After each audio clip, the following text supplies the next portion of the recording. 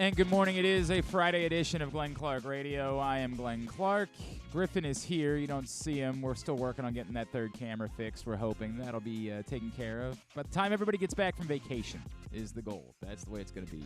Stan the Fan Charles is in studio with us again because it's a Friday edition of the show. Does that mean next week or like September, mid-September? It means, say, I'm 2 weeks from now is when I'm on vacation. Right. The hope is that by the time I get back, which will be July 30th, will be the first show I'm back. Hopefully, we will have everything ready. By then. the end of vacation. It might be before then, Okay. but Griffin's away next week. I'm away the following week, and so it's just difficult without both of us being here. Right. A lot to put on. Stan, while you're filling in for me that week, we figured you'd probably work on fixing the camera, right? Like you'd have. Sure, that would be my first priority. That would be what you would be working on. Don't these cameras cost like $20 or something like that? It's not the camera that's the problem. It's a issue between the camera and the computer. So it's That's Colson's fault. Mostly, yes. Yeah. Mostly. And for the record, he's working on it. So I don't want to disparage anyone. No. John has prioritized it. Griffin and I did a bunch of work on it. And basically, Griffin and I, all the work we did on it, we finally got to, the computer doesn't work. Like, we have identified everything. The problem it's a is new the computer. That appears to be the direction and to those solve can this be problem. expensive. We are looking. You know what? This will be. We can talk about this more off the air. Yeah. We think we might have a better solution. Okay. We think we might have that figured out. A lot to do on the program today. Coming up in a bit, we're going to meet Orioles first-round pick Enrique Bradfield. He'll be joining us alongside his father, who's also, of course, Enrique Bradfield. That's the way that works when there's a junior and a senior. His father was also a baseball player. His son has very much followed in his footsteps, so it'll be a neat opportunity to hear their story and meet Enrique Bradfield Jr., the Orioles first-round pick out of Vanderbilt. I'm anxious to talk to him about Kobe Mayo. He was they're youth buddies. baseball Youth teammates baseball teammate. with Kobe Mayo down in Florida, so that'll be neat. Pembroke Pines, we will have that conversation a bit later on this hour.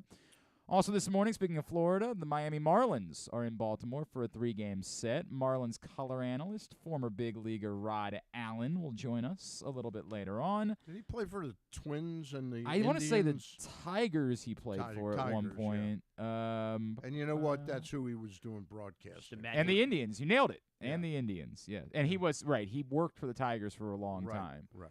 And he also played, of course, I know you were going to tell me this. Who am I telling you? He also played for the Hiroshima Toyo Carp. Oh, I mean, course. you knew that. You knew that. Was that How- on? how Did they dis- pop up on Immaculate Grid this week? Not yet. How disappointed are you that the Orioles weren't chosen to open in South Korea I know. next It's year? just a huge. You and I had basically. We were going to go rip it up. we We were were going to go try all the faux. Yeah. We were going to go. I mean, we had a whole thing planned out, and it just didn't work out. Yeah. They decided to go with West Coast teams for some reason. I don't know. I They don't think know what that. It makes no sense. it doesn't make any sense at all. Also this morning, Stan, we did this last year, and you were the loser.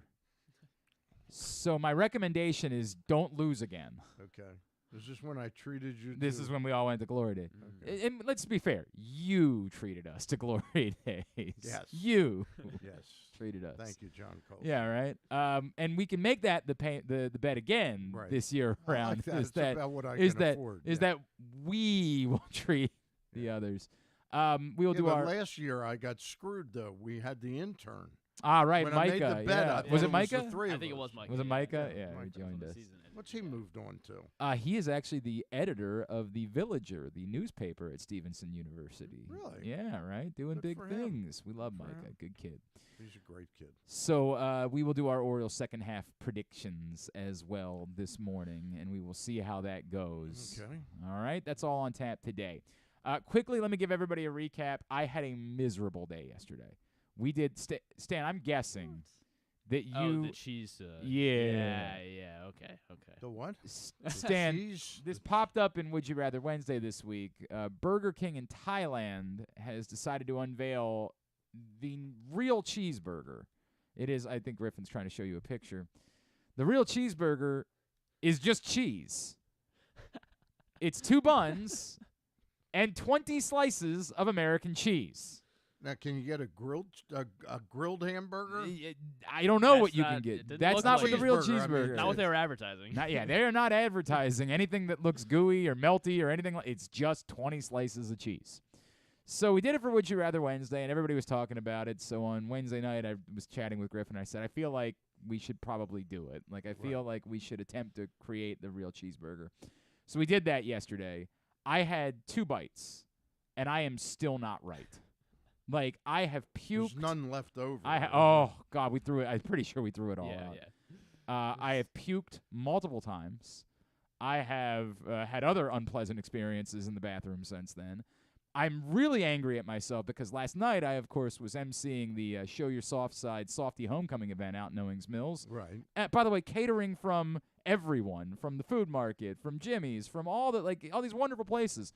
I was not able to eat any of that food. Because you still had Because that. I was still so, and really what it was more than anything is I was terrified that if I ate anything, Yeah, you I'd be were up gonna on have real I'd be up trouble. on stage, and so I said I can't do this. So while everyone else was enjoying, steak tartare and just delicious food, I ended up having some noodle soup for dinner last night. That's what I ended up doing. That was my dinner, and even that was a questionable decision. I had a banana this morning, Did and Griffin partake of the Griffin and cheeseburger? our intern Carson both participated. Yeah. Didn't seem to affect you guys nearly I mean, the same it definitely way. was not good. Yeah, but you don't seem to have been wrecked for 24 hours. I'm Yeah. 24 hours later, and I'm telling you, I'm physically still not right. Yeah. Now I guess you're I how got it. much older? Yes, than I'm Griffin? 40. 14, you're Yeah, 40. yeah, Okay, I'm- Griffin, you're I'm 24. 23. 23. Let that be a lesson to you. Yes. Just think ahead 17 years. Yeah. You should Okay. stop with these Oh, crazy food. this is by far, and we've done a lot of dumb things on this show. Yeah. The This say is that, by yeah. far the most damaging one to me that has occurred. the pepper mayo was really bad. It was. for- I for can. me. I can't It- even imagine. It was nuts. I mean, that was a full sandwich. That I'm was telling you, this is I'm going to have to read. First of all, one, I don't think I will ever be able to consume a single slice of Jesus, of, yeah. of craft Craft singles. a craft single. I don't think I will ever be able to do that again in my life. Are they popular in It's Thailand? a great question, Stan, and I have no idea. Again, we could have, while we were over doing the South Korea thing, maybe we could have could've swung into visited, yeah. Thailand, and Well, there was no question there. that's going to be part of the Yeah, trip. that That was was a going to big be trip, part of yeah. what we were going to do. Not going to be Vietnam, the case. Thailand, and South Korea. Alas, that's where we are. That's where we Maybe are. we'll go when the Orioles open in North Korea. I don't think that one's coming anytime soon. I don't think that's coming. Let's handle a couple of Orioles things that I assume are not related. Griffin's got our questions for the second half predictions, so let me try to avoid that, but just handle some more pressing things at the moment Right. here at the top of the show, Stan. One, yesterday the Orioles and the governor, or not the Orioles, as it was later clarified, Okay. just John Angelos. Okay. Which is very strange how they put out a statement. They said it was from the Orioles, and then 2 hours later they said, well, it's actually not from the Orioles. It's just from Okay. John Angelos, which Okay. was odd. They put out this statement about the state of the lease. Okay. It doesn't really say anything. It just sort of basically tells us, remember when we said it might be an all-star gift to everyone? Mm-hmm. Not going to be an all-star Okay. gift to Well, everyone. we didn't say this year's all. That's a great point, Stan. It's a great point. They did not specify when they suggested that. A lot of consternation about it. I am not that guy. I've never been that guy. I understand why everybody in town would just prefer for there to be a 30-year lease announced today, and all's good and all's well. On the heels of learning that the Orioles had hired lobbyists to try to work to get federal infrastructure money for the downtown area, Mm-hmm. it appears to be very clear that this is a dot the I's, cross the T's thing. That they're not going to announce an agreement for the sake of just announcing something. That when they announce it, it's going It's to be really going to be concrete. It's going to be a every- concrete lock. yes, a Jeremy concrete lock. Exactly right. It's going to be every ounce of what will go into this village, this whatever you want to call it, that's going to be downtown. And I get the frustration, but there is absolutely still no reason to me for there to be any amount of concern about this whatsoever. The Orioles are going to play at Camden Yards next season. Whatever that means, in order to make it get done, it'll get done. Correct. You have no reason to be concerned. No. There we go. That All right. handles that. That handles that. Now, the Orioles don't have to make a roster move today. Right. They don't necessarily need a 13th pitcher until they need a 13th pitcher. And we've talked about this throughout the course of the week. There is a belief from many that they'll want to have a 13th pitcher ASAP. Right. But they can have Cole Irvin out of the bullpen today, tomorrow, as long as they need him until he would either be the 5th starter on Tuesday or they would decide that Grayson Rodriguez is going to come back and go into the rotation. Right. At what point they do need to put a 13th pitcher back on the team, which could be as early as tomorrow, right? If tonight doesn't go, if it doesn't go well, yep. Now they could also rotate out some pitchers. Bizzardo certainly could go away again, and they could still try to get creative. But presumably in the next few days, they will need a 13th pitcher, unrelated to whatever decision they make with Grayson Rodriguez. At that point, if nobody gets hurt between now and then, what is the roster move to you to get that 13th pitcher? First of all, you're making an assumption that Grayson Rodriguez would come up and be in the rotation. Whatever they would do. Okay. I'm saying that if they have to use Cole Irvin out of the bullpen in the next day or two, then almost certainly Grayson Rodriguez would have to pitch on Tuesday. Okay. I mean, I don't know what else they could do at that point. They don't have the ability. They play 5 straight games. Right. If they've got to use Irvin out of the bullpen, they're going to have no choice but to. I mean, he could potentially start and have a short start. 3 innings. I mean, depending on how much he had to use. That's because I wrote a piece Monday. I think the best way to use Grayson Rodriguez the rest of the year. I know this isn't answering your question about the roster spot. I think he should come up and be. I cannot pick apart who the weak link in the rotation is right now, but the overall rotation is weak in that it doesn't go long enough. So who would you rather have your head 4 2/3 innings? The Washington Nationals have the bases loaded, and it's 4 2/3 inning, and Dean Kramer hasn't pitched particularly well. Who do you want to try and take that game and keep that lead for the next 2 1/3 innings or 3 1/3 innings? You want Brian Baker, Keegan Aiken, and Michael Baumann, or do you want to take a shot that maybe Grayson Rodriguez could be fantastic? I have thought this way this year. Yeah, this year only. This is not me saying that DL Hall's a relief pitcher. Right. This is me saying that Grayson Rodriguez's best role he could have is essentially being what Austin Voth was last year. Boy, that's interesting. Yeah. It walks. Okay, hang on. I'm going to come back to the question. Because that you know asked. what it does? It alleviates that whole issue of how many innings. The innings certainly it would be a factor there. Yeah. The flip side question is the thing that you've been talking about all year, which is about development, right? And do you worry at all that putting him in a different role stunts his development to be that top of the rotation type of pitcher? Don't worry about it at all. In fact, I think he comes into next season. First of all, you can't rule out the fact that he still starts games down the stretch in September, supposedly. I have thought that the answer might be, to me, it's a hybrid role. He's not starting every 5th day. Right. That's just not going to happen. And that, for more than any other reason, is because of the innings thing. Right. They can't have him start every 5th day the rest of the season. But could they look at the stretches where they have 6 consecutive games and say, do a 6-man rotation for those spots and the rest of the way, we're going to attempt to use a 6-man rotation, and then when we don't have 6 consecutive games, you're going to be available in the bullpen, right? That's essentially what I'm saying. I've thought that would be the way that they would look. But now on the trade front, I wouldn't be looking. The more I've thought about this, the weakest link on the Orioles right now, and we might have touched on this last Friday, is the bullpen. In other words, we've got top-tier performances from Cano and Bautista. Coulombe seems to be in the circle of trust right now. After that, it's frankly, it's not good enough to really get through the season. And if you're fortunate enough to be in the postseason, it's just terrible. I agree. I So agree. To me, I go to the Kansas City Royals and I really pop a trade for Scott Barlow and Carlos Hernandez. That's what or Kenyon Middleton and Kendall Graveman with the White Sox. They can certainly still be thinking about Dylan Tate, and they can be thinking about Michael Givens, but at this point, I don't think any of us are I think at this point, count on them correct. This year. Yeah. So I think that's the reality, and I don't disagree with you that they should be in the market for bullpen. So getting back to if they have to make a move for a pitcher in the immediacy.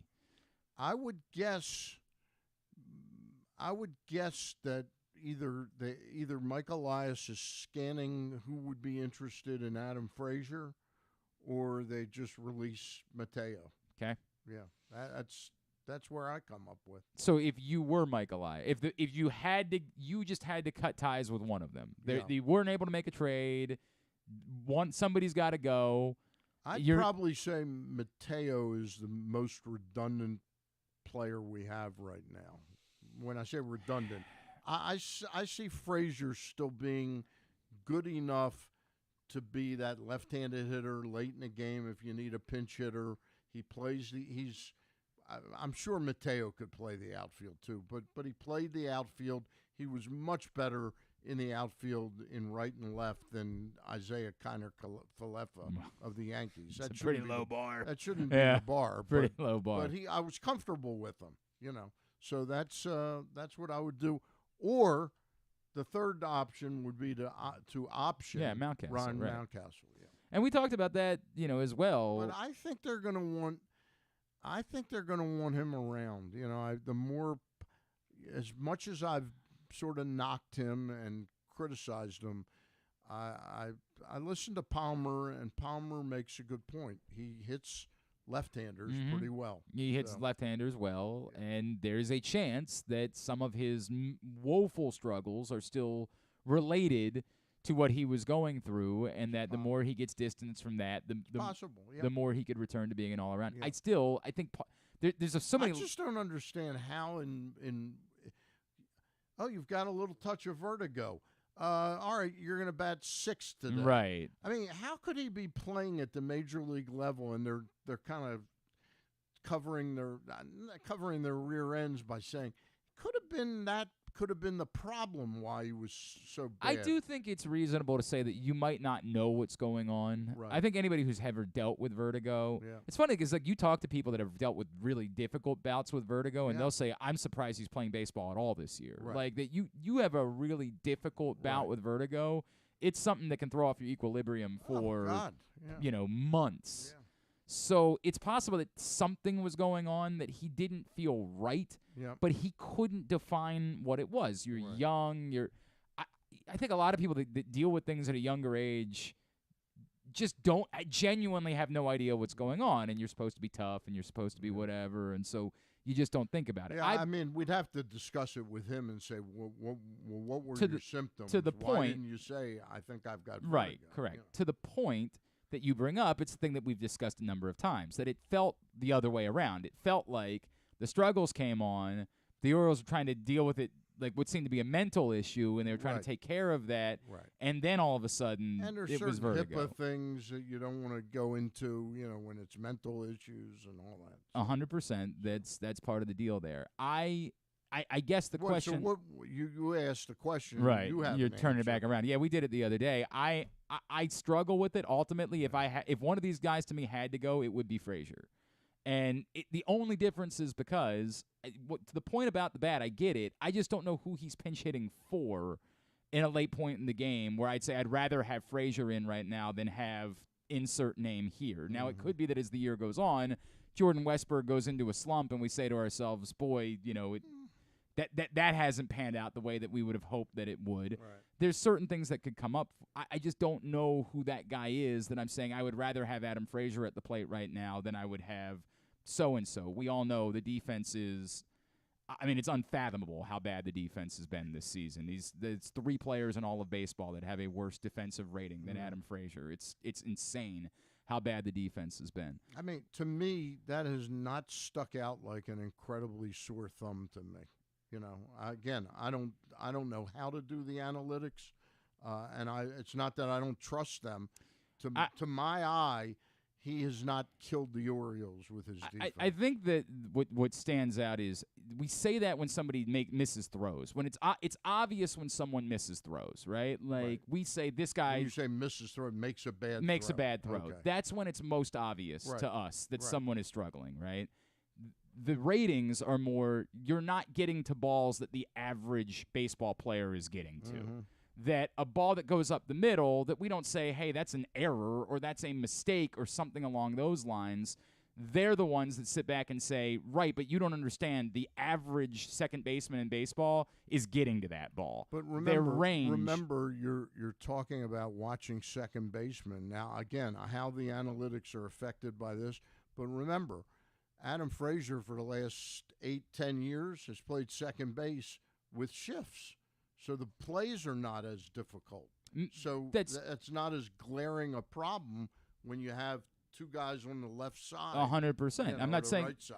Baseball and probably means there's more demand and there's more that you're asking of a second baseman today than you were 2 years ago, right? So I don't know if we looked up Adam Frazier's outs above average from 2021, what that would show. It to your point, it might very well be industry wide what was average. Perhaps that's the case, right? This year, in being measured against everybody else, Adam Frazier. It's probably put a spotlight on his deficiency. Correct. That would it's probably be. that he's just not getting to balls that the average, even the below average second baseman are getting to at this point. There's no range from Adam Frazier.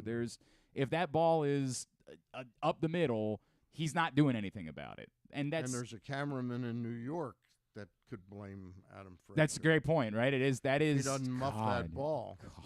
Gunner doesn't hit that guy. Terrible. God, everything about that was just awful. Yeah. And again, to me, the Mateo thing, I don't feel. For the record, I don't really care about either. Either way, it's not going to.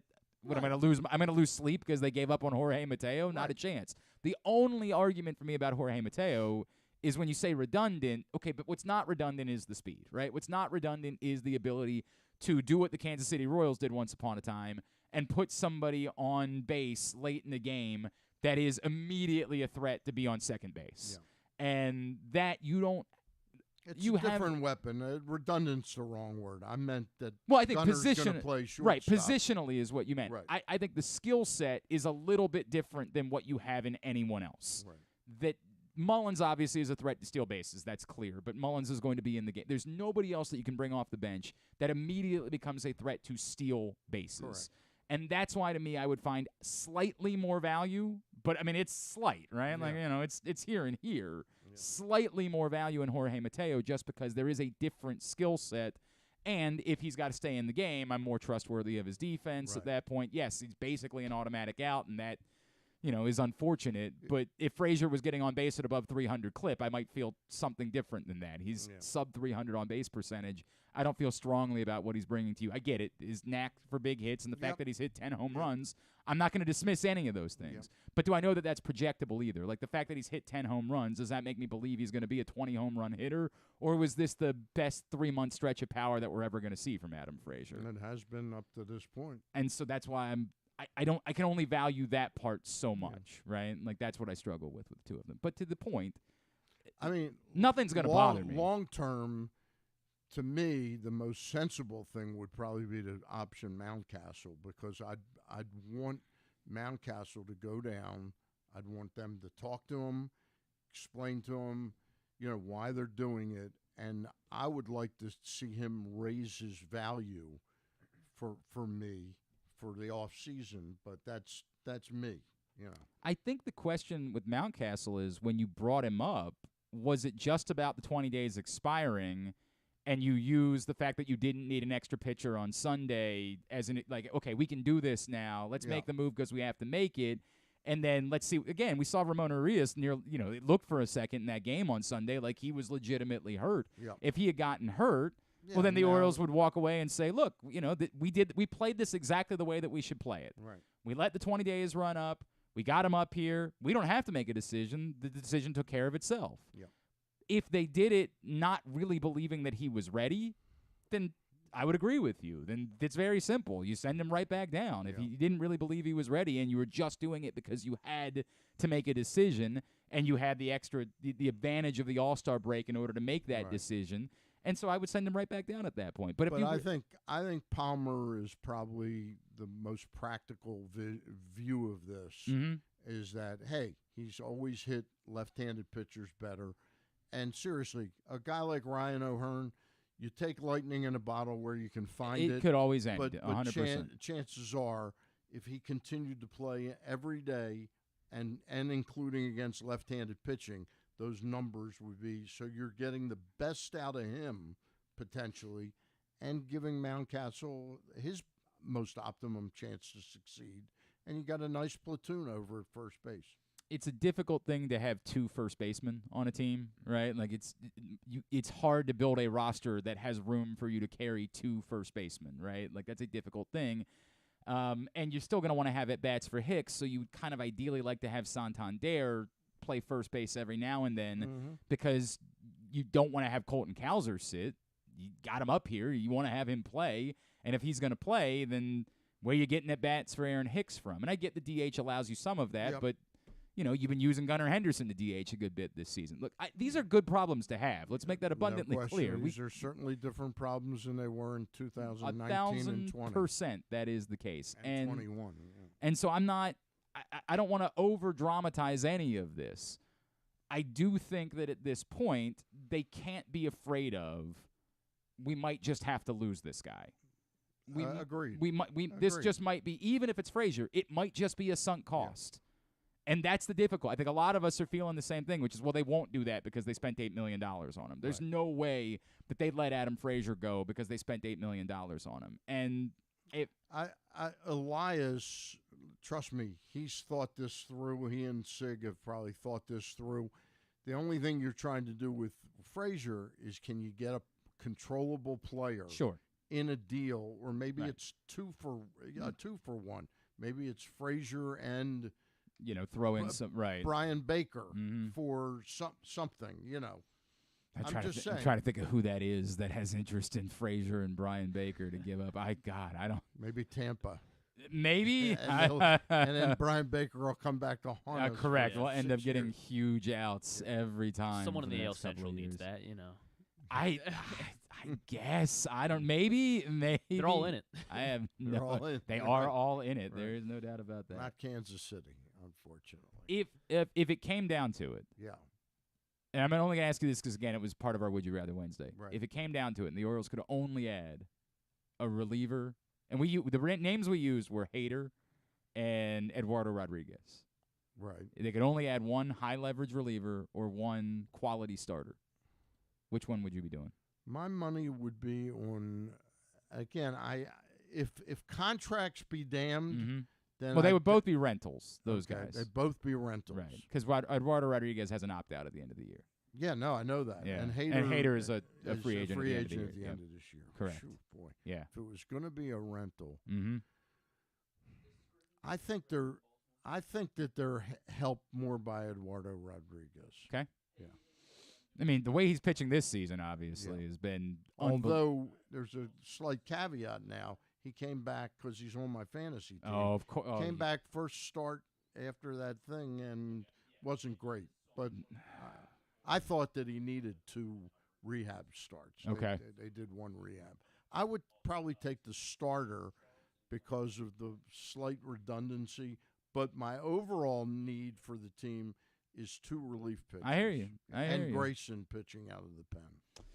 Stan the Fan Charles is here. It is a Friday edition of GCR. Today's show brought to you by your local Toyota dealer and buyatoyota.com. The Toyota Tacoma comes in a range of models and trim lines, so you can choose the perfect Tacoma to reflect your unique personality and driving habits. So tell me what it is that we should do then, Griffin. They're calling in from 2 separate places. Okay, but are they going to we'll be able to merge the call. Be able to merge them? Yes. So what should I do here is what I'm asking you. Do you want to talk to Just Senior? Well, we can start with I don't know. Work that through what we need to do, all right? Okay. You're the producer of the show. Work through what it is that we need to do, all right? Okay. And then tell me. Inform me at that point, all right? All right. You want to get with them and figure that out, or Yeah, I mean, he should be calling in the next minute or so. Okay, so. well, why don't you hold on with them, and then we'll figure that out and chat when they're ready, okay? Thank you. I appreciate that. Or are you just going to – why don't you pick it up and hold tight until they're ready? Okay? Yeah, I did. All right. Okay.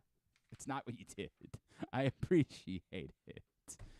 We are waiting. Enrique Bradfield Jr. and Sr. are both going to be joining us this morning here on GCR, and we look forward to that conversation. That should be great. Unfortunately, I'm not sure why it is that we're – okay. How about we take a break? How about we do that? And then we'll chat with them afterwards. We'll grab a break. The Bradfields join us next. Glenn Clark Radio.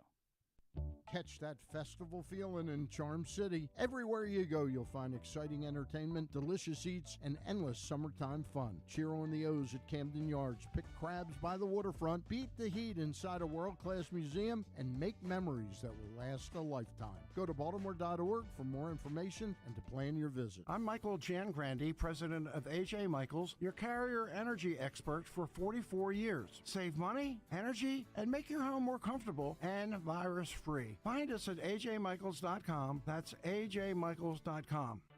Your summer destination is closer than you think at Live Casino and Hotel Maryland. With an expansive gaming floor and incredible dining options ready for you to explore, your adventure awaits. Dine at the new Coho Korean Barbecue House coming in July or on the patio at the Prime Rib. Enjoy the summertime breeze at Orchid Smoking Patio. Limited time packages starting at $229. What are you waiting for? Book now. At Arundel Mills, must be 21. Please play responsibly. For help, visit mdgamblinghelp.org or call 1-800-GAMBLER. All electronic tolling is here to stay in Maryland, and DriveEasyMD.com helps you cruise a little easier. We're Maryland's tolling resource, home to Easy Pass, pay-by-plate, and video tolling. It's never been easier to pay your way. DriveEasyMD.com. We'll keep you moving.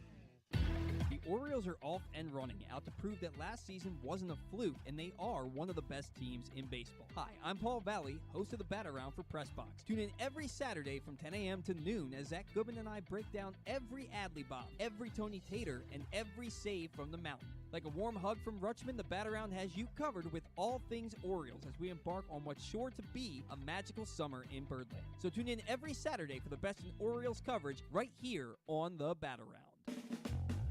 It's another exciting weekend of affordable family fun at Prince George's Stadium with the Bowie Bay Sox. It starts on the 14th with our big hitter bobblehead, Connor Norby, for the first 750 fans. Saturday sees our special circus night with post-game fireworks. And Sunday features the Kobe Mayo Squish Pillow with special ticket package. Get your tickets now by calling 301-805-6000 or anytime online at baysox.com. The Bowie Bay Sox. Let us be your 9-inning vacation. Whether your focus is luxury and comfort, convenience and technologically advanced connectivity, or sporty performance and aggressive styling, we've got the perfect Highlander for you. Check out buyatoyota.com for deals on new Highlanders from your local Toyota dealer today. Costas Inn has been serving up delicious steamed crabs for over 50 years. Lately, the crabs you want to eat when the weather warms up have gotten harder and harder to get. So get your crab eating game plan in place. Make sure to stick this number on your fridge, 410-477-1975. Call ahead and reserve the size crabs you want. You may be able to walk in, but you may also be disappointed at the size or maybe even get shut out altogether. So call ahead, have a plan, and then arrive on your crab eating vacation. Costas also has delicious crab soup and crab cakes. The Costas Inn at 4100 North Point Boulevard. For more than 50 years, they've been satisfying crab lovers in and around Baltimore. That first sip. That first bite. Start your day off right with a delicious breakfast at Royal Farms. Choose from a fantastic selection of fresh Royal Farms breakfast sandwiches and top it off with a rich hot cup of the freshest coffee in the world. At Royal Farms, breakfast is available day and night. It's the freshest breakfast in the world. Real fresh, real fast. Royal Farms. If you need more of Glenn, you can also hear him every Sunday with Rita on 105.7 The Fan. But also, if you need more of Glenn, what's wrong with you? All right, back in here on GCR as we continue along on a Friday edition of the program. The Chief Grand Poobah, Stan the Fan Charles, is here in studio with us. You last night were busy. Yes, Gary Stein and I did a trip down memory lane with Bill Stetka. That's cool. As we look back to the 1983 Orioles. And, you know, I had really wanted Bill on the previous week when the Orioles were in the midst of that 6 losses out of 7 games. It reminds you that they lost seven games. Twice. Yeah. Twice. And had 4 3-game losing streaks in between. It's unbelievable, right? Unbelievable.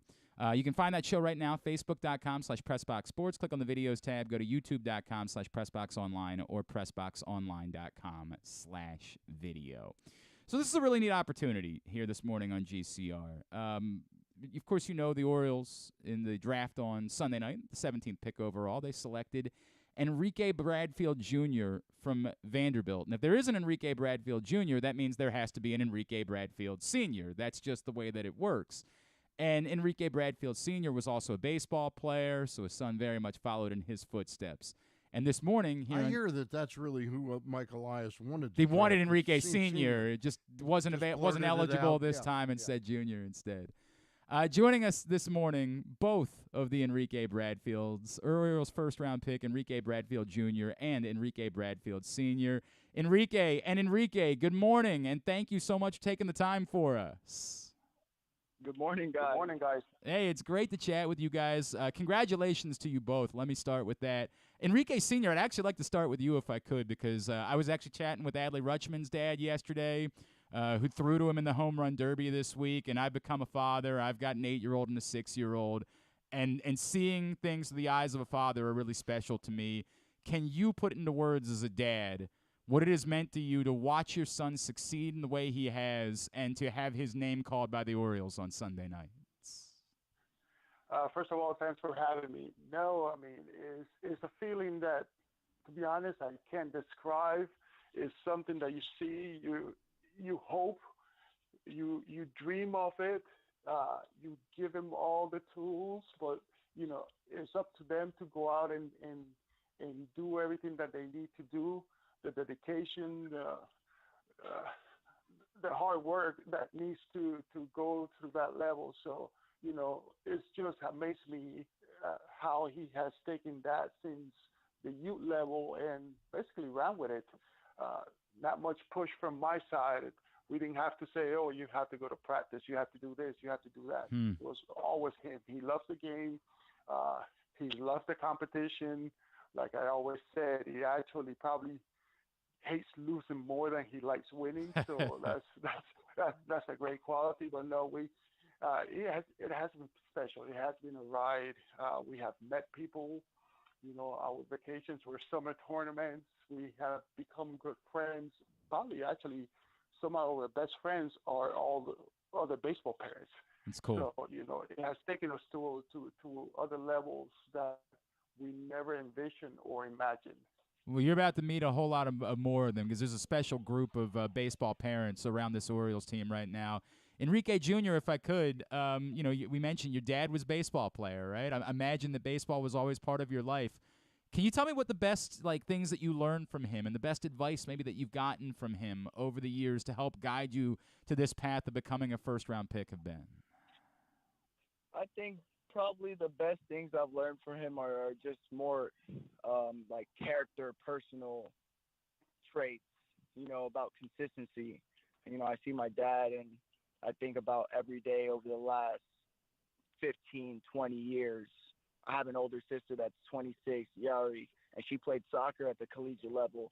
So it kind of runs in the family. But growing up, I was able to see the consistency of day in, day out, and just being there, sacrificing, working hard. It was always, hey, I'll be there to support you, and it's up to you. But at the same time, too, I want to help and guide you. So for me, it was just about who my dad was, that I looked up to him, and that's what I really gravitated to the most. And that's my role model. That's my best friend. It's like every step that I've ever had, it's been me and him, my mom, my sister, and we've been right there all together. So when I look at things I've learned, I can go on for days about everything I've learned about how to be a good person, and it's just by looking at my father.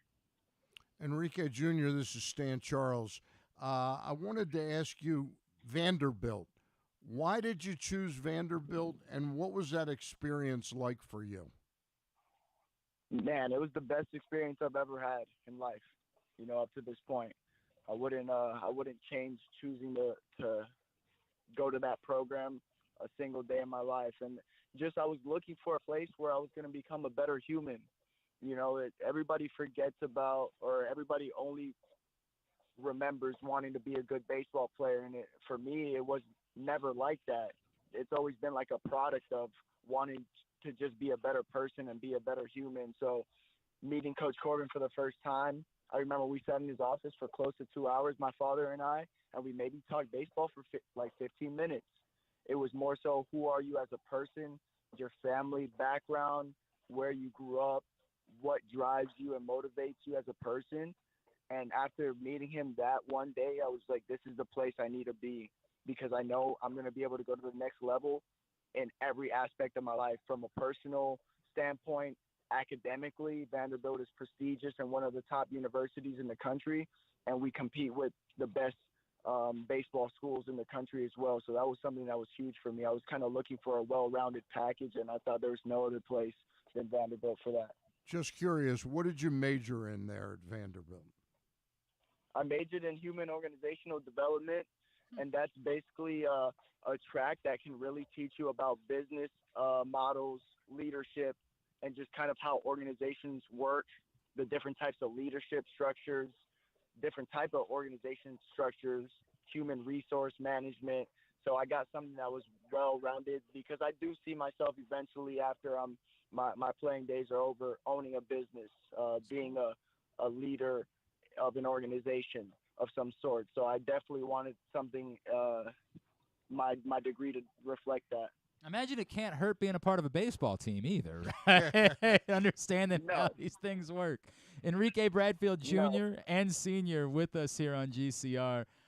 Enrique Sr., I'm wondering if you could tell me, when was the first time that it hit you that I think every parent believes their kid is talented and a special person.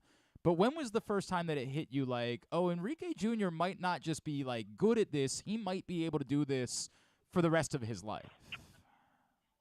Yeah, believe it or not, it actually hit me very early.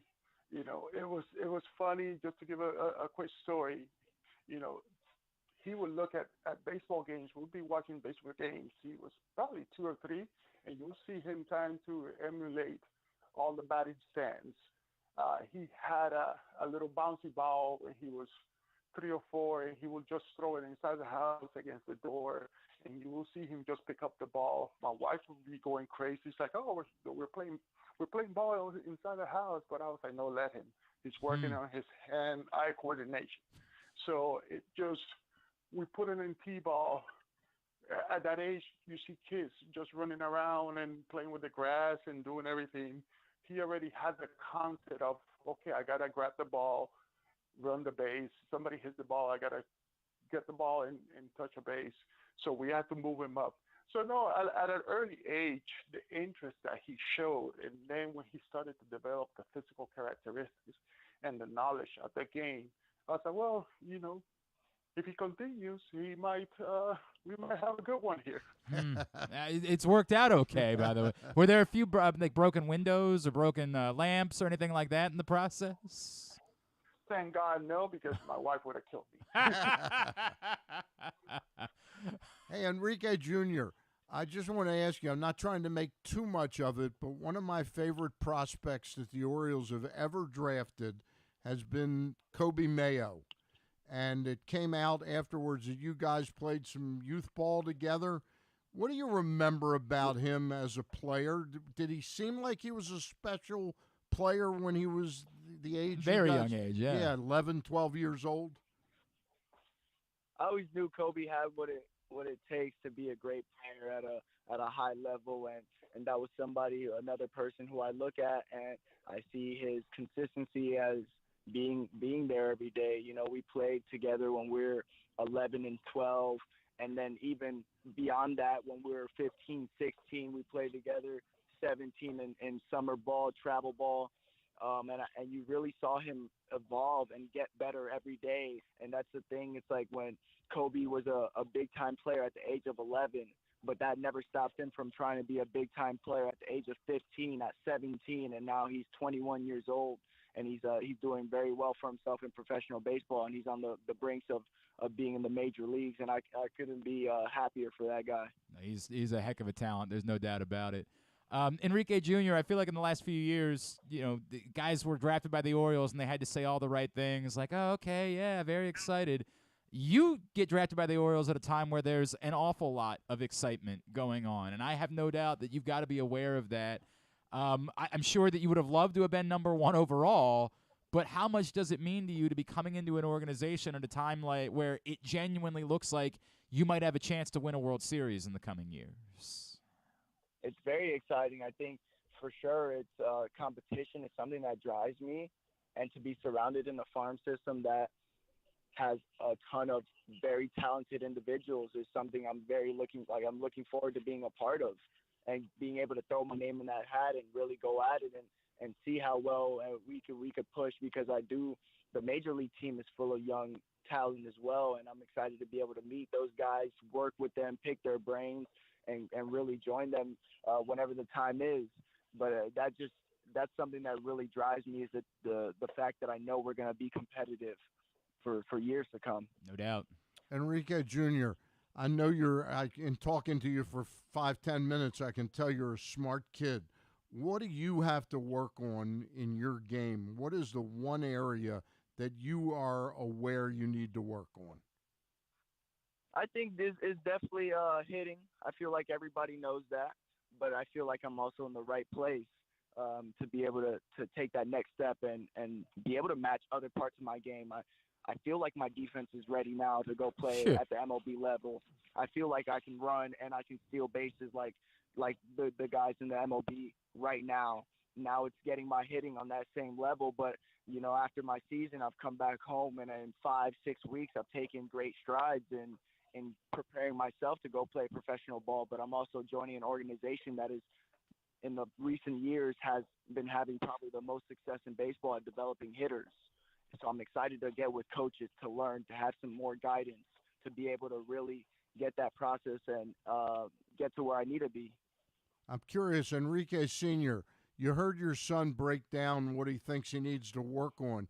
Can you take a little deeper dive into it? What aspect of hitting do you think is it strike zone discipline? Is it his that on base swing? percentage is pretty good. His on base percentage is pretty darn good. No, I mean, like he mentioned, it's just staying consistent. We always hear about the hitting tool, and the one hitting tool is being associated with power. And since he was younger, we never were concerned about the power aspect of the game. His swing was tool to use his speed. We used to tell him when he was smaller, if you hit the ball in the air, unless you take it out, that's an easy out. But if you hit the ball on the ground, line drive, hit the ball on the ground, now the defender has to, one, catch the ball, and then they have to make that play and they have to make the throw, so you're more efficient. So now it's just retooling his swing a little more for this level, so he can have a little more distance and have a little more the proverbial world launch angle type scenario, but not too much. We're still I'm very a proponent of the small game and the line drive. So. And obviously, Enrique Jr. brought up the defense. Dad, what's it like for you when you see some of these plays that he's made over the years? Like, are you the emotionless type when you're watching, or when he goes up over the wall and makes a ridiculous catch to rob a home run, are you losing your mind and screaming at the top of your lungs? No, definitely, I lose my mind. Yeah. Defense for me, defense is something that is precious. We always told him, and it's like, something that's your house back there. Nothing drops in your house. So, when he goes in and gets it and makes that effort, we're going crazy. Enrique Jr., I'm not 100% sure of this, but I'm assuming that college baseball did not increase the size of the bases this past year. How much more does that help a player who's got the gift of both speed and knowledge in stealing bases? How much does that extra few inches mean to you? I think it's gonna do great for a person like me and for other players that we like to get out there and we like to create havoc and cause chaos. And it's not only the size of the bases that I think are gonna be beneficial, but I'm also looking at the pickoff attempt. Yeah. In college, pitchers were never limited to any type of 2 pickoffs, 3 pickoffs per at bat. There were no rules on it, so there was at times where people threw back 11 times in 1 inning. And I'm at first base, and that's how they're slowing me down, is because they're making me dive back to a base, which is probably frustrating in my mind, and also very tiring at the same time. Is you got to dive, you got to get back up, you got to take a lead, and you got to be ready to make the next play. So I think just the rules in general are catered to a person like me, and I'm very excited to get out there and really see how it can help change my game. Really seem to fit not only the rules of baseball, but what this team has been trying to do. We mentioned the on base percentage. Clearly, the discipline is significant. Throughout your college career, your on base percentage was extraordinarily high, over 100 points higher than your batting average. Where did that discipline come from? Do you have Dad to thank for that? Like, where did the discipline come from that you are so willing to work a count and get on base? I have no idea where exactly it came from. I'd probably say it's just something that was really ingrained in me from a young age. Is like, look, you're fast. If you can get on base without doing anything, essentially by a walk or a hit by pitch, you could steal second, steal third, and on a ground ball you could score. And it's just that simple to get a run. That's kind of where my mind really goes when I'm thinking about getting on base is, hey, the team's got to score runs. How can you do it? It doesn't need to be a double. It doesn't need to be a single. It could just simply be a walk, a hit by pitch, anything of that nature, because you could be standing third base, a sac fly, ground ball, anything really gets you in. So it was kind of built off helping the team score runs and trying to win. Dad, are you the type? We need to know. Are you the type that's following up with criticism, encouragement? Like, what is your role after each game when you chat with Enrique Jr.? I mean, it has been both. I mean, even though the days that he had super games, I always be like, hey, that was great. But there was always a but there. And it was done so he won't settle and say, oh, man, I'm doing great. I don't need to work on something. So, I'll always look for a little aspect or something. Hey, you should have swung at this ball. You should have tried and go the opposite way with this. Whatever the case is, you should have done this. But it was done for him, basically, not that we weren't proud or I was trying to be hard on him. It was just, hey, there's always something that you're trying to improve in your game, no matter what.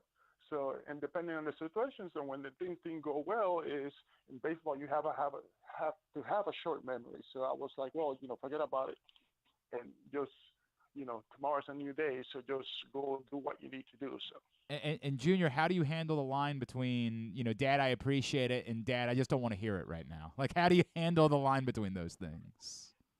I think it's a very fine line. Yeah.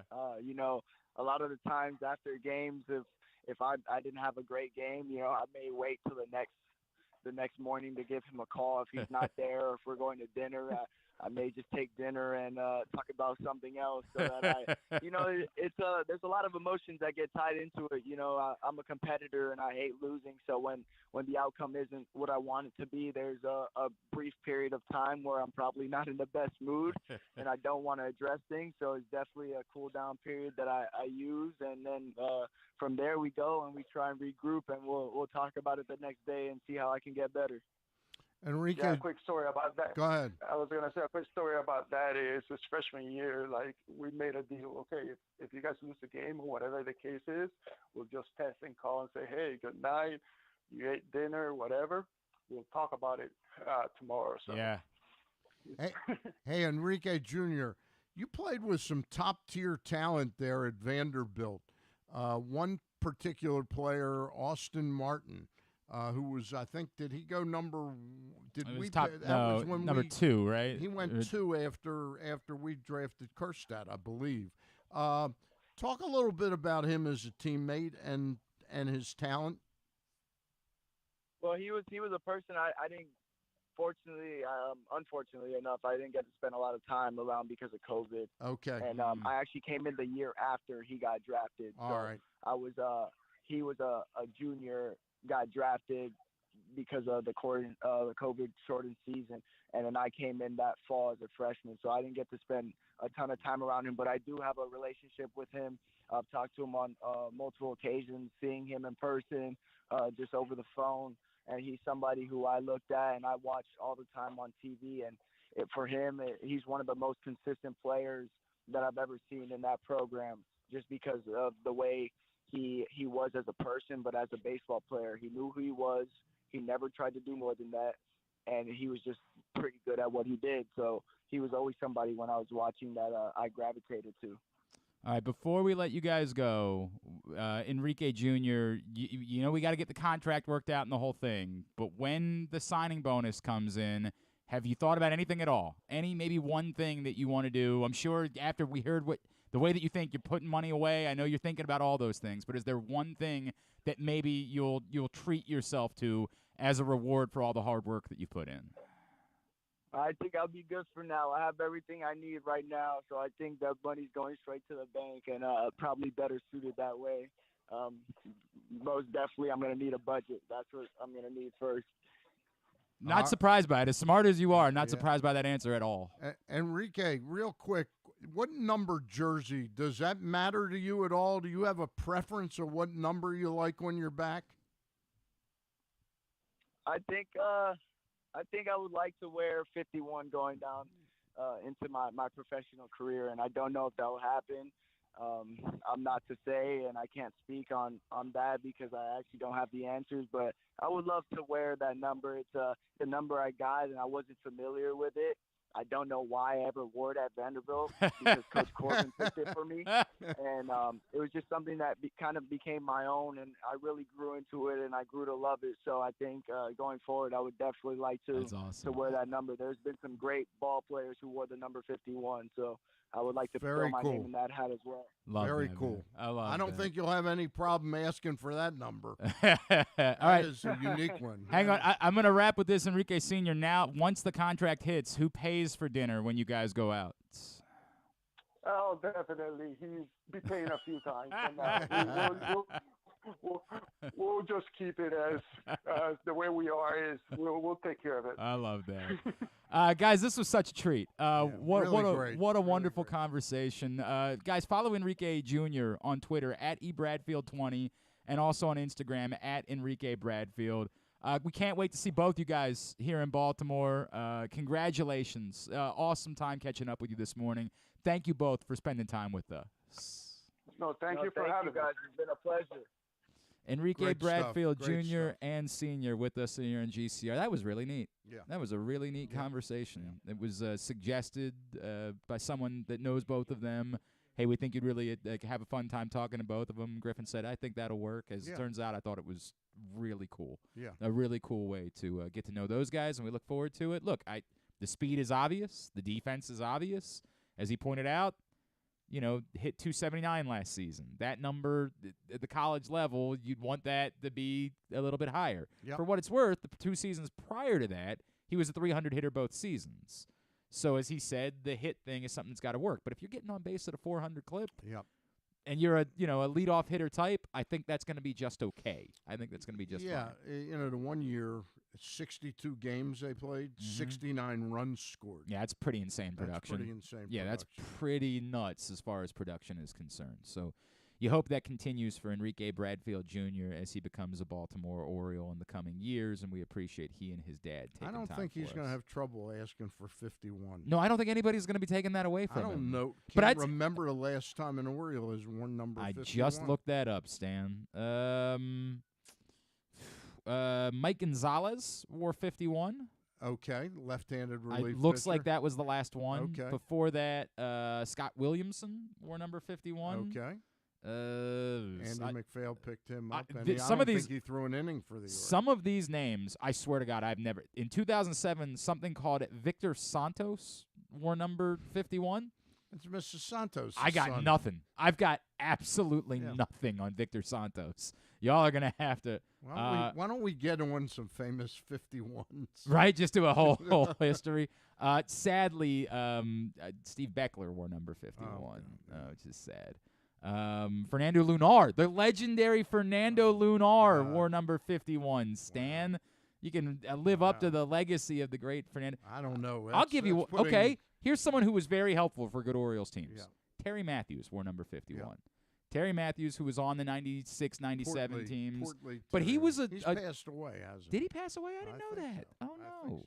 I didn't realize that. He was a quality arm. I apologize if he hasn't. Yeah, right? You're doing the Drew Forrester bit where you're killing people off here. Apparently passed away in 2012. Oh, I had no idea. Long time ago. Jeez. Young man. Yeah. He would have been, he would have been 47. 47. Yeah, wow. Gosh. Apparently Jamie Moyer. I had forgotten wore number 51. Jamie Moyer wore number 51 as well. And obviously was also very in that stage was very good for the Baltimore Orioles. So it'll be interesting to see Enrique Bradfield Jr. Sticking around with number 51. Hour number 1 of today's show in the books. It's been brought to you by PressBoxOnline.com/offers, where we are offering new sports bettors the best sign-up bonuses and promos from the 7 legal online sports books. Go to PressBoxOnline.com/offers now and get offers like $150 in bonus bets from DraftKings after placing your first $10 bet, or up to $1,250 in bonus bets from Caesars. Time is limited to get the best offers from all of the sports books. Go to PressBoxOnline.com/offers right now. Sign up today. Interesting. I looked up Baseball Reference because it has the uniform numbers that they wear and the colors of the team. Okay. In the circle. Yeah. The only team he wore number 51 for was the Orioles. Jamie Moyer? 49, 39, 41, 50. He wore 50 with 4 teams. But the only team he wore 51 was with the Orioles. Huh. Now, you know what? We're going to have to track down Jamie Moyer. We're going to have to get answers to these questions. Why 51? What if the Orioles just picked him up at the deadline now? You think he couldn't still? Now, how old was he when? 60. He's 60 when they gave him that last opportunity and they signed him to a minor league deal. He was 47. 47 years old at that point. And I remember I had him on, and he was very bullish. Like, this isn't shtick. I can get guys out at the major league level right now. He pitched in the major leagues in 2012 at the age of 49. It's insane. He was 2-5. Started insane. 10 games with the Rockies. God, that's nuts. All right, Orioles-Marlins for 3 games in Baltimore this weekend. Starts tonight, Sandy Alcantara and Dean Kramer, the pitching matchup. Joining us now to preview that series, color analyst for the Miami Marlins. He is former big leaguer Rod Allen, and he's with us now here on GCR. Rod, it's Glenn and Stan Charles here in Baltimore. It's great to chat with you. Thank you for taking a couple of minutes for us. Absolutely. How you guys doing today? Everything Beautiful day here in Baltimore. Great, Rod. It's a little hot. I got to be honest with you, Rod. It's a little hot this week. It's hopefully. Dude, I just left Florida. All right, fair. Fair. Yeah. Rod, obviously it's a really exciting series, right? Like, it's an incredibly exciting series. Can you explain to us how this Marlins team has proven to be as good as they have been this year? Well, first of all, you got to give a lot of credit to Kim Ang. I mean, some of the moves that she made in the offseason, obviously bringing in Luis Ariz, has changed the culture, not only on the field, but in stands and how the other players approach their at-bats. I mean, he's just that intense. And when you have guys like him and the guy you guys have in Adley, they just kind of rub off on, everybody on the team. They're leaders, and that, can start there. And then the bullpen with A.J. Puck, getting him from Oakland. We got Jaguar from Tampa, Tanner Scott. Your Tanner Scott has been amazing in our bullpen. I mean, simply amazing in our bullpen. As a setup guy, we also got a guy by the name of Okert. So, our bullpen's intact, and all these guys throw 95, 96 miles an hour. Our starters have been wonderful this year with the exception of Sandy, who you guys will see today. But he's making some strides, and if he gets it together, we're a dangerous team. So Kim Ang has done a wonderful job at constructing the ball club. The defense has played a lot better than most thought it would.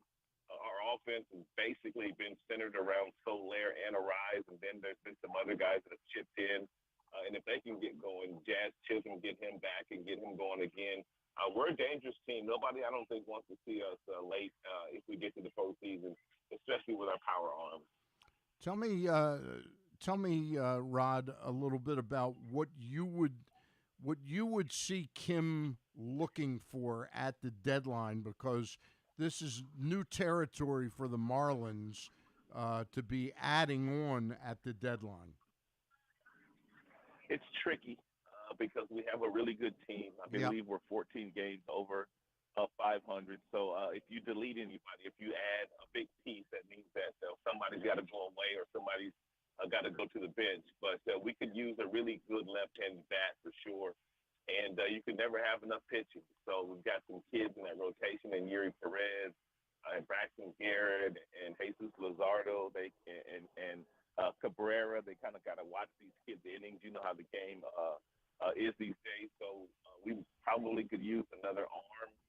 we can give some of these kids a little bit of a blow.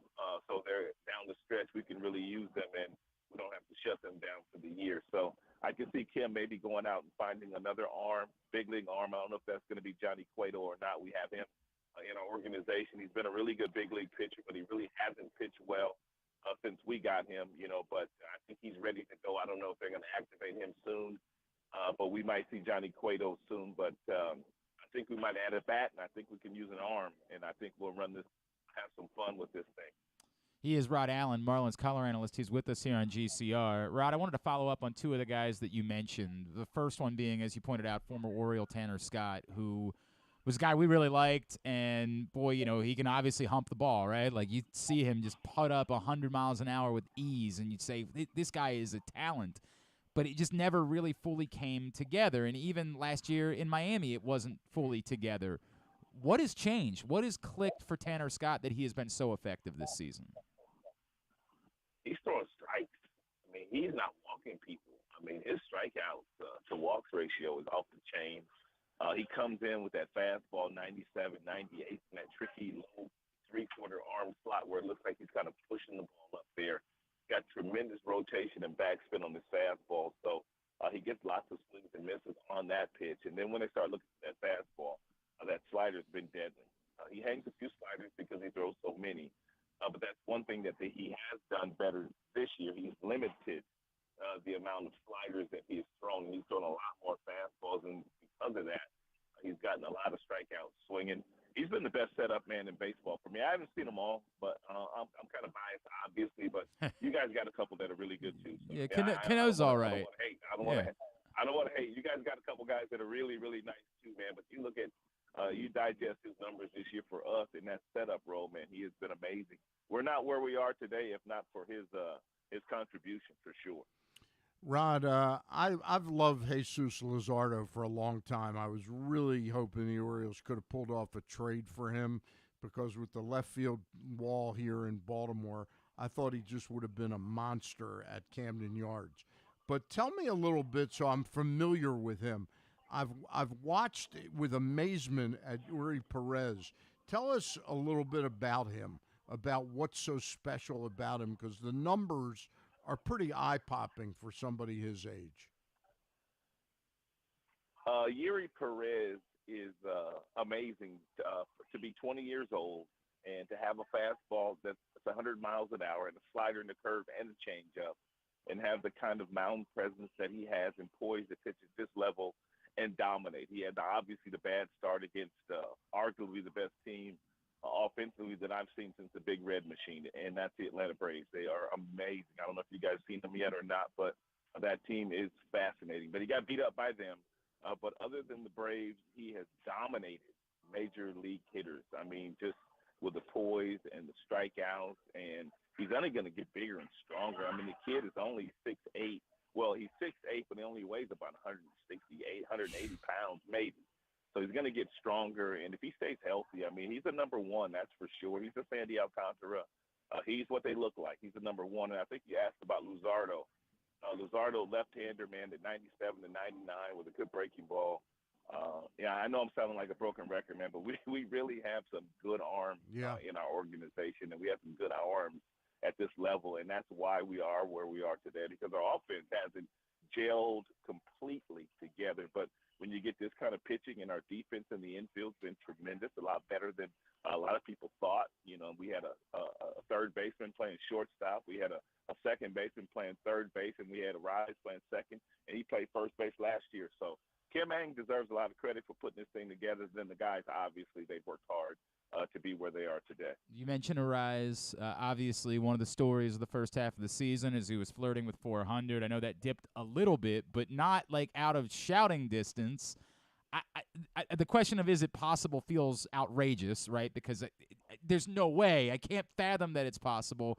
But how did he handle all of the attention that was coming to him? And clearly, I'm sure guys that were going after him in different ways, given how gaudy the numbers were. And is there a bizarro world where he's hot for a couple weeks and we are talking about this into August?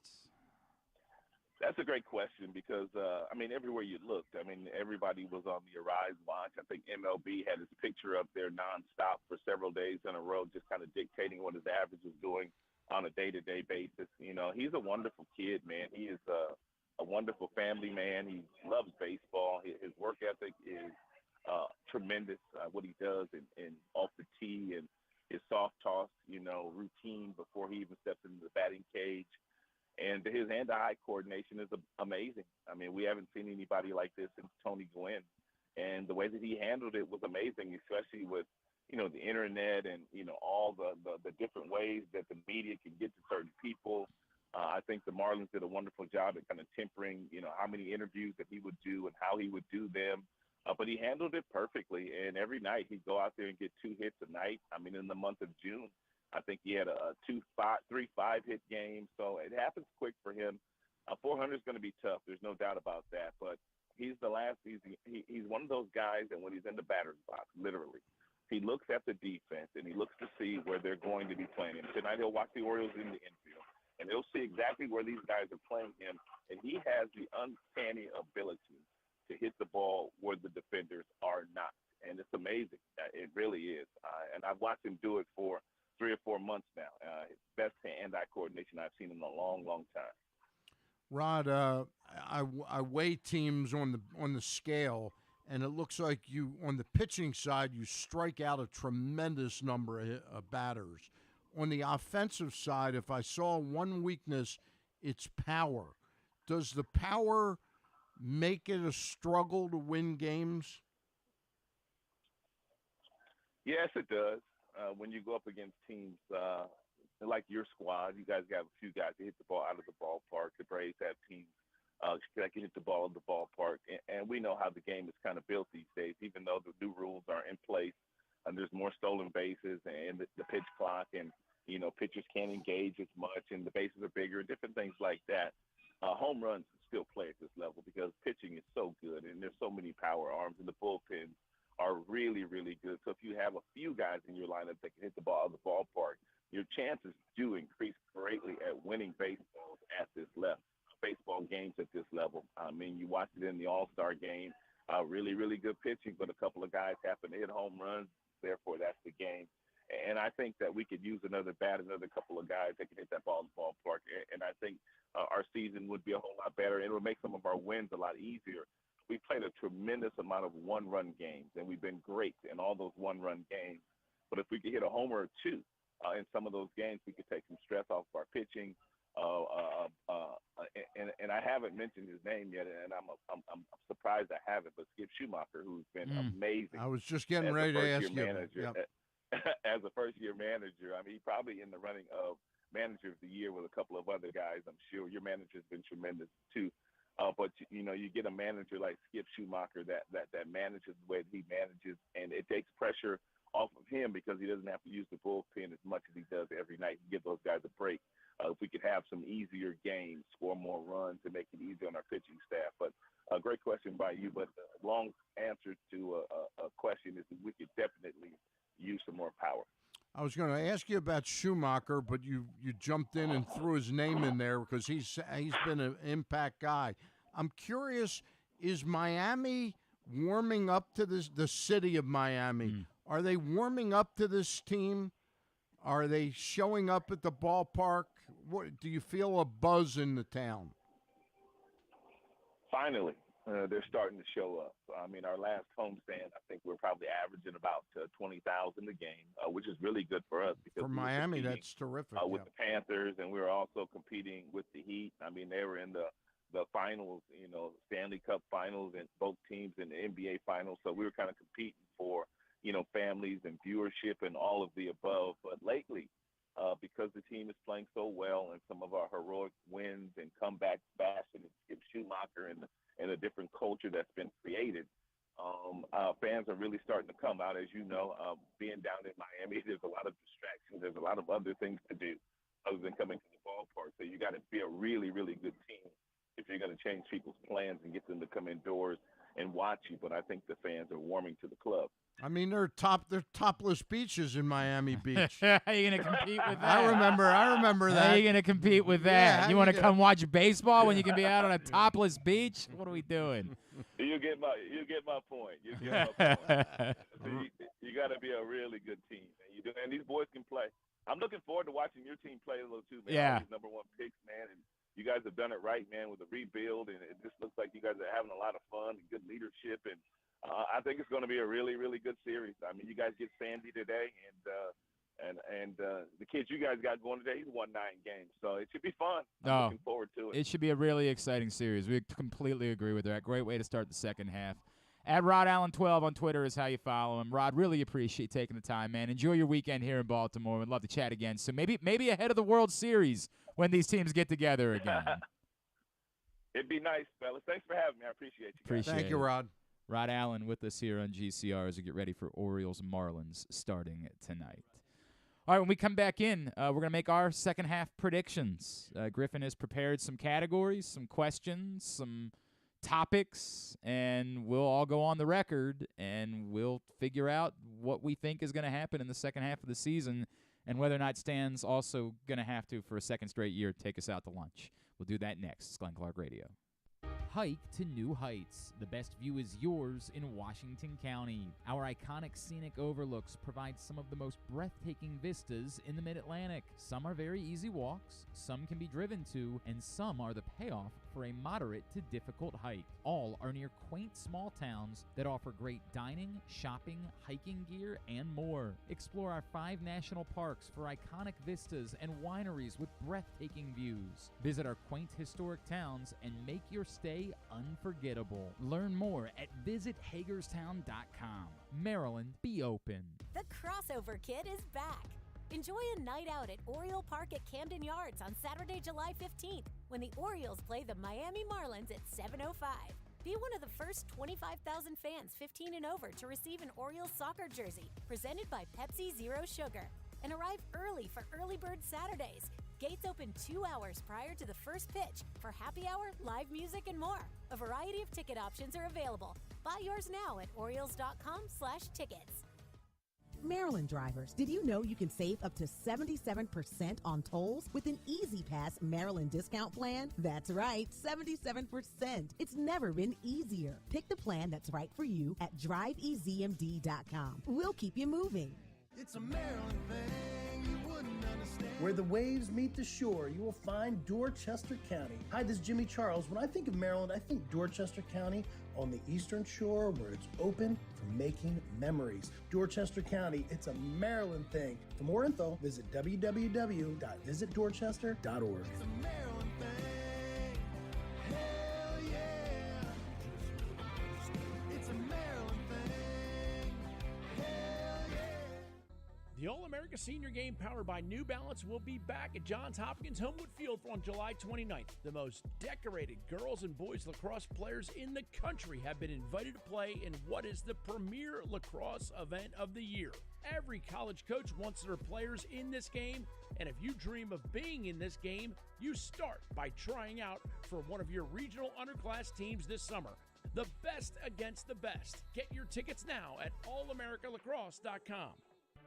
Your summer destination is closer than you think at Live Casino and Hotel Maryland. With an expansive gaming floor and incredible dining options ready for you to explore, your adventure awaits. Dine at the new Coho Korean Barbecue House coming in July or on the patio at the Prime Rib. Enjoy the summertime breeze at Orchid Smoking Patio. Limited time packages starting at $229. What are you waiting for? Book now. At Arundel Mills, must be 21. Please play responsibly. For help, visit mdgamblinghelp.org or call 1-800-GAMBLER.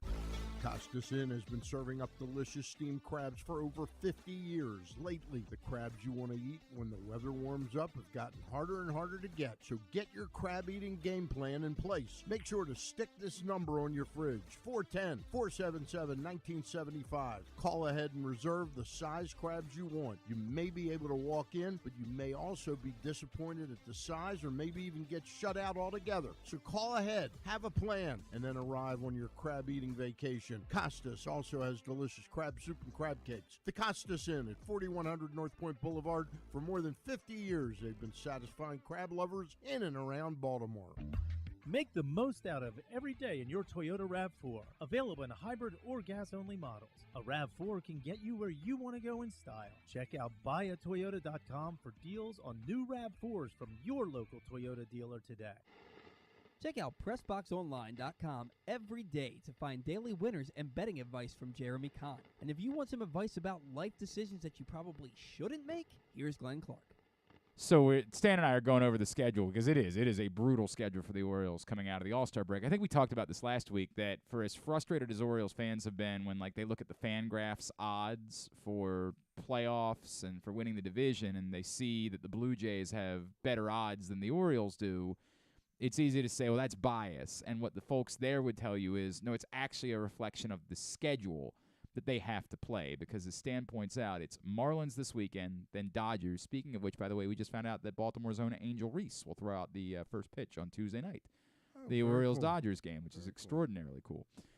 Then at Tampa, at Philadelphia, the Yankees at home, at Toronto, now we're into August, Mets at home, which is maybe a reprieve, but I don't know. They've started to... Yeah, they've played a little bit better. Astros at home. Then, again, do you call it a reprieve? At Seattle, who I have no idea what Seattle is, but, they played them tough, obviously, here. At San Diego, and we don't know exactly what San Diego is going to be, before finally at Oakland. At Oakland is the first time you play a bad team. Yeah. And that's not until August 18th. Will the A's still be there? Who knows? There could be some rowdy fans, too. That's the other question. Are they really going to try to stick it out and play games there moving forward? Year? It's insanity. So what they'll do, the AAA park in... Well, they don't have the option. That would be where they would, if they were to play games in L.A. or in Vegas, the only place they could play would be in the AAA park, and... Maybe they could play in Baltimore. Just invite, the year that we were going to have Toronto play here. When the Orioles are right? You can come in and play your games here. I don't know, but yes, it is a brutally difficult schedule coming out of the break. Cool. I'd like that. That's definitely the toughest stretch of the schedule. Oh, it's insanity. 16 games. Utter insanity. You're going to need your starting pitching to be on point. This print issue of Press Box, Stan has been telling us, has been flying off newsstands. So if you haven't gotten it yet, I would get out immediately and get it, because are we veering into the territory where there's a chance that if it runs out somewhere, there might not be more coming? Correct. Yeah. That's where we're at. If it runs out at your neighborhood Royal Farms, there might not be more on the way. Or you can read everything. You can always do that, at PressBoxOnline.com. Always read the entire print issue, but if you... It's a good cover story. It warms everybody's heart to see a picture of Tony Siragusa on the cover. Really tremendous cover story from our friend Dave Ginsburg about the life, legacy, impact of the great Tony Siragusa. Really encourage you to go get this one. It is available still for another couple of weeks at your neighborhood Royal Farms, any of those hundreds of places around town where you find Press Box. And as Stan mentioned, as always, PressBoxOnline.com. All right, so we did this a year ago, and it didn't go well for Stan. He, unfortunately, had to take... it wasn't unfortunate for us. It was great news for us. But for him, he had to take us out for lunch. Now, it wasn't that bad for him either, because really John Colson took us out for lunch. But Stan came along. I could have used that. That's true. It could have just been for you. Gift card to take out somebody else. 100%, right? Instead, it was had us. to waste it on us. Exactly right. I might have met somebody in Miami Beach. 100% down one of the beaches. Exactly right. So, you think they got it great in Miami when they got time. We've got Glory Days Grill. I mean, for God's sakes. You think that's better? So we're going to do it again. We're going to run it back this year. Group of questions or topics or whatever it is that Griffin's put together. We will go on the record with an answer, and whoever gets the fewest points will end up being the one that takes the other two out to lunch. That's the deal? We good with this? All right. Sounds good. All right, very good. Where are we starting, Griffin? Let's start with this one. Will the Orioles acquire a pitcher that immediately goes into their rotation and or one that goes into the bullpen? So will they acquire a starter, a reliever, or both? Or neither, I guess. Or neither. So we have one of four answers that we can give. We can say starter, reliever, starter, and reliever, neither. Yes. Well, who goes How first? about multiple relievers? We'll start with Glenn. Well, that would just count as a reliever, right? Like, I start. Yeah. Well, should we do like a exact point, like 3 relievers? So. Well, this is tough. Yeah.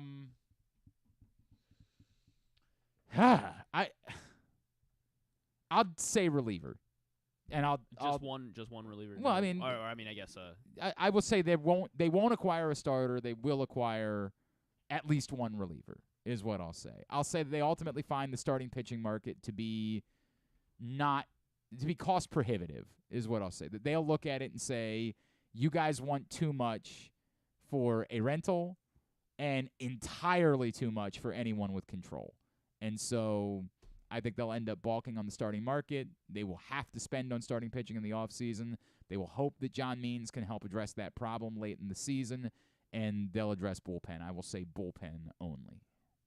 Stan? I'm going to say bullpen as well. I couldn't say better than Glenn. I'm in total agreement with Glenn. Yeah, the first question is going to be boring, I guess. I'm going to go bullpen reliever as well. Yeah, starter seems So let's tough throw that question. All right, that doesn't even matter then because we all answered the same way. Number 2, is Connor Norby still a part of the Orioles organization come August 2nd? Do I have to go first for all of these? We can Stan, switch. All right. Yeah, Stan, you want to go first? August 2nd, Connor Norby. Essentially, was he used in a deal? Yeah, I understand. Yeah. I understand. I didn't think they were going to just release him. Yeah, right. Well, we couldn't make a trade, so sorry, you're gone. I think he is still in the organization August 2nd. Okay. All right. Glenn. Oh, I thought we would go in a Well, circle. I thought we would go to you next. I'll about lead off next. Okay. Next inning.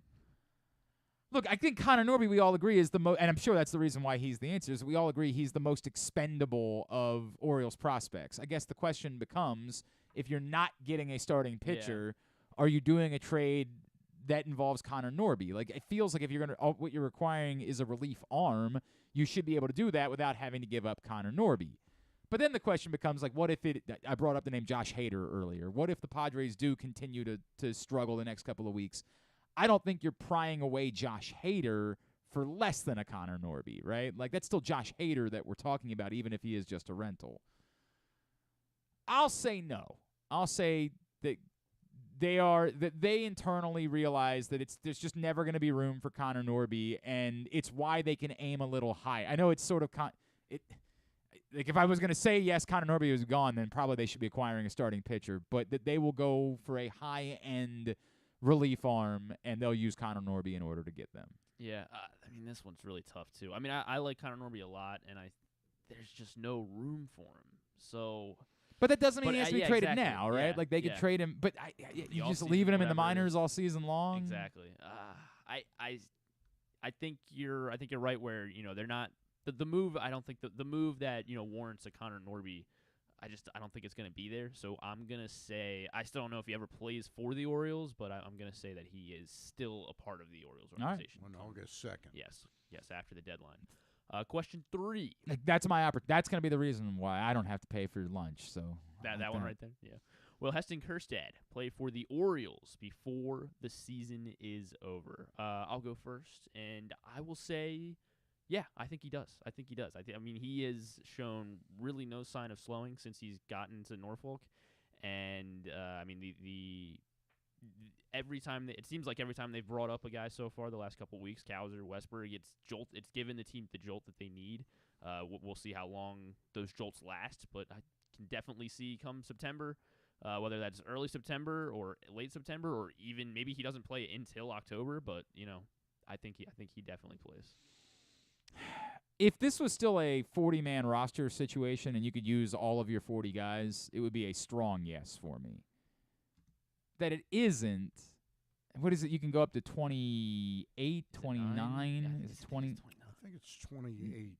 In September. It's not impossible, but I don't think that they'll. You know something? I think you can dress 28. I think you can carry. I think you can carry a couple more. I think. Okay. I just feel like without it being everybody getting caught up and everybody hanging around the way that it used to be in September, without that, I don't think they're going to prioritize it. I think that they're going to continue to say, we've got, I mean, like, yes, this could all change if somebody gets hurt and you need it that bad, but I think they're going to continue to say, look, he's only played 25 games at AAA. And the Orioles, I don't know if we've been paying attention much. They don't tend to like calling guys up early. Yeah. It's not what they have done. So I'm going to say no. Heston Kjerstad does not play a game for the Baltimore Orioles in 2023, but we do see him early in 2024. By the way, I looked it up. From September 1st through the rest of the season, active rosters will expand again to cover 28 players, no more, no less. So that must mean that you can't have 31 right, and just only pick your dress 28. Yeah. So that was something that was a bugaboo of Buck Showalter's. And he's right. It really is unfair for a team fighting for a pennant to be putting out a minor league team, against right. a team that's got 34 players. I agree. Yeah. Completely agree. I think Heston Kjerstad will play with the Orioles this year. All right, Should we start you going guys. dates? Yeah, you guys. Do you want to do that? What day? Well, I said he wasn't. So that would just be between the two of you. No, I don't think we need a date. Okay. All right. Yeah, I like it too. I mean, injuries obviously are going to happen, and I understand that. seems, I just he can play first base. He can play the the outfield. Orioles don't like calling guys up early. They don't like doing it. Number 4. Will the Orioles announce a contract extension with any player before the 2023 World Series ends? So before, I guess, what would that be? November 1st-ish? Who's first this time? Me? Yeah, Glenn. No. I mean, I guess my question would be why would they do it now if they haven't already done it, right? Like, what's changing? So, other than somebody would say maybe conversations have changed. But if the point of doing it was to try to get excitement, well, they got excitement. The baseball team's playing well. Yeah. That's the excitement that they need. So I'm still largely in favor of it, right? I still think it goes a long way for. Glenn Clark does not want the Orioles to extend a player. But I at this point, I don't think anything's changing between now and then that you're going to see a Gunner or somebody like that get a contract extension. I would agree with that. I don't see any. I think they're sort of staking that flag in the ground that they're not really going to jump ahead of when they have to. Maybe a year in front of it, but I don't think they're going to do a warm and fuzzy deal to give Adley or Gunner an 8 or 10 year contract. Don't see it. Yeah, I think I'm going to take a risk here. I'm going to say, because Adley Gunner seems. It doesn't, and that's the point. It doesn't have to be Adley. Yeah, like Felix Bautista. Could be like, Brian Baker. Well, I mean, it could be. It could be Cedric Mullins is somebody Cedric I brought Austin up before, Hayes, right? Yeah, like Cedric or Austin Hayes have been having great seasons, and it doesn't have to be a blockbuster. It's right. just something that hey, this guy's sensible. Be here for 3 or 4 years. Talk yourself into it. Yeah. Look, I would be. By the way, no. That's the thing too. Is I would love for it to be Cedric Mullins. I've said that. I wrote a column about it. I would love if the answer was we're going to do a 5-year, $100 million deal with Cedric Mullins, which we think is extraordinarily reasonable and works out perfectly for all parties involved. It's not insane money. I think that would be extraordinarily smart for them to do, but I just don't know why now. Would be all I would say. I'm still gonna say yes. All right, I like it. I like it. I It's a chance I really to steal want a to root point. for it. Yeah. Chance to steal. Yeah, right. We're happy you said that. Yeah, right. Chance to steal a point. For Stan to go first this time. Number 5. What will be the Orioles' win total for the 2023 season? What are they at now? 54. 54 and 35. And how many games do they have left? What, like? We can do this math. Hang on. If they played 89 games, that means that they have 73. Yes. 73. So 120. 95. Okay. 95. Do they win the division? Is that, I guess. That's that. We'll leave that. Actually, I'm gonna go up one. I'm going to 96. And 96. And do you have them winning the division? Is that part of the? I don't know. That's actually that's the next question. I jumped. Okay, the gun a so little bit. okay. Yeah. Well, I'll give you both answers. I think they're going to win the division. Okay. For the win total, what pace are they at now? I guess that's they're 60.7% of their games. Okay. Let me do some quick math here. You just think they're going to stay under this exact pace the entirety of the season? 60%. Yeah, right. 162. Mm-hmm. Times. I was told there would be no math. Yeah. I'm gonna go 97 would be that. I mean, it's good. So Stan's got them going right about the pace that they're at. It's a really tough stretch in July. I mean, I haven't. I guess I'm looking ahead too far. I'm gonna say they win less than that. Win less than 96 games. I'll say they win 90. I'd say 90? they win 90. I will go 90.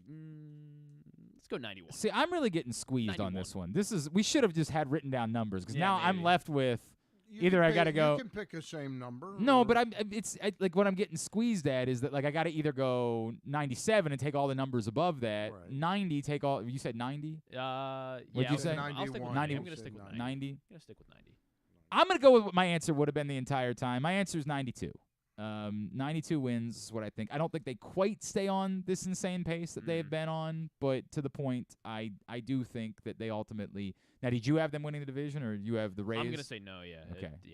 This next, that's the next question. Who wins the division? I'm gonna stick with the Rays. I mean, as much as they kind of sputtered, I guess, coming into the All-Star break in the second half here. I guess I should. I guess the look at question what is their who schedule who are but I they? mean, But really, the question is who are they getting back pitching wise, right? Like the issue with the Rays is They're not getting like any. Drew They're getting Rasmussen. McClanahan back. Right. Yeah. And they've Now, got that'll Glass help. now. Yeah. And they've got Glass now.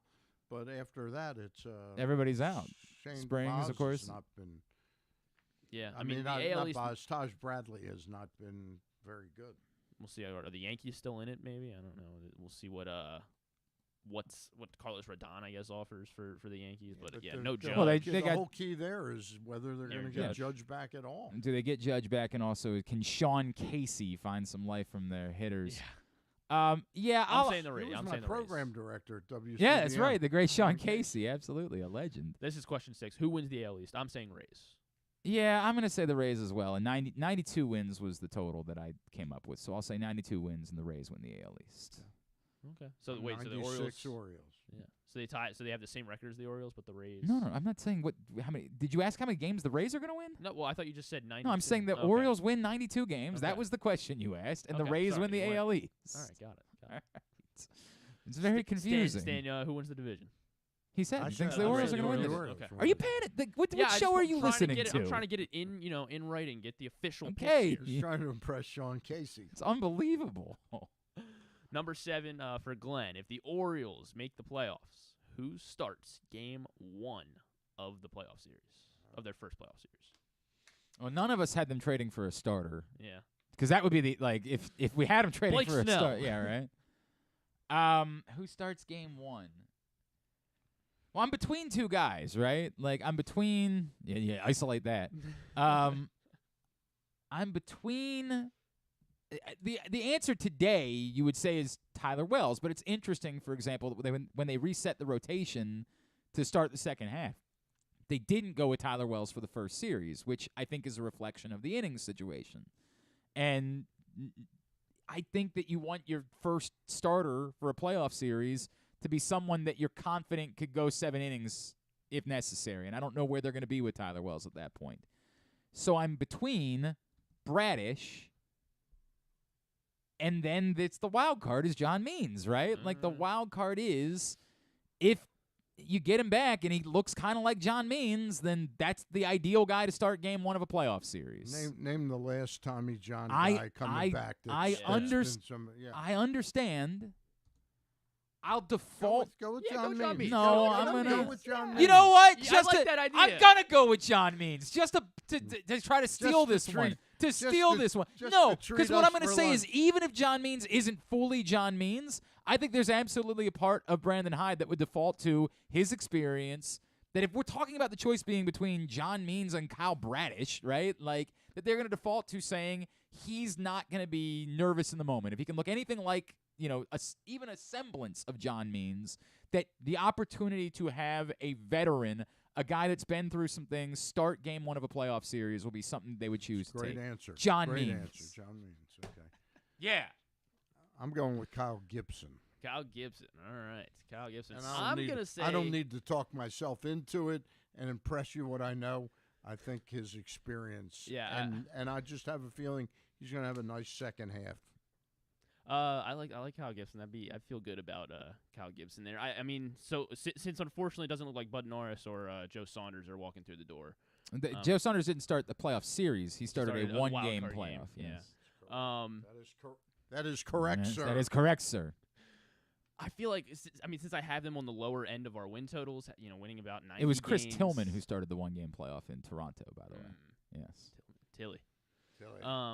And I wanted it to be Ubaldo. feel like I was it's not- banging on the table that it should be Ubaldo because he had been their best pitcher in the second half of that season. And, of course, we all remember what happened next. I feel like they're not going to really be in a position where, I feel like they're going to be not scratching and clawing. To your point, you don't think they're going to be able to set their rotation Yes. much ahead of time. And I think, I think the way it will just kind of wind up going is I'm kind of between Bradish and Kramer, honestly. And I want to be different too.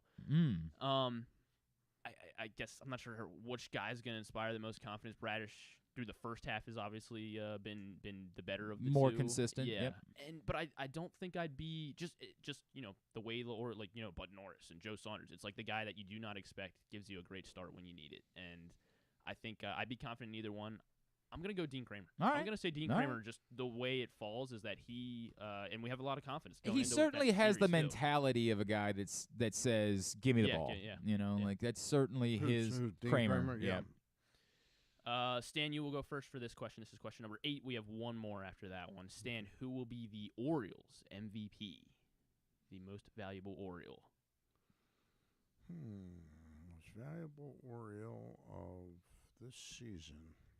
I'm between two people. I'm between Felix Bautista and Austin Hayes. Probably the top 2 candidates for MVP so far this season. Yeah. I'm going to say before it's all said and done, Felix Bautista is going to be the most valuable player. Yeah, I like that answer too. Right now, I guess I don't know. I mean, it's definitely those two. Right now, it would be one of those two. Do you give it to Bautista? Like if the season ended today, do you give it to Bautista just the way? I would. Yeah. For the record, today. But the season doesn't end today. The That season is does not end today. Which also, which is the same argument for Austin Hayes. He, who knows what's gonna. a year has ago not he had a great full first season. half Yeah. and didn't have a great second half. I think there's another candidate Anthony you guys Santander. have. That would be the other one. You can probably still argue Adley, even though he hasn't, had lightning numbers. But I mean, if Adley has a strong second half, I think there's You an. can guess him. You want me to guess Yeah, Adley? I mean, He's pretty good. I don't know if you've heard of him. good. He's Yeah, pretty he's good. You're trying to egg me on. Trying to make it seem like it'd be good insane idea. to say Adley Rutschman would be Well, team all right, then MVP. I'm going to go crazy. I'm going to Yeah, pick right. Adley Rutschman then. I'm going to go Adley Rutschman as he goes back to back, most valuable Oriole. The difficult thing here is that if Felix Bautista keeps up these numbers, forget it. Yeah, It's insane. If he strikes out 2 guys per inning for an entire season, for God, it's not even a conversation about it. Now, do I really believe no one in baseball history has ever done that for an entire season? So do I believe that he's going to keep up that number? Yes. I got it. Would be great. Yeah. Can I, before you give your answer on that, Yeah. I got an extra question. We got one more question, or Yeah. this was after that, we should have one more question. We each Okay. predict who's going to treat for lunch. Okay. Okay. He's going to lose. Griffin. Griffin. What?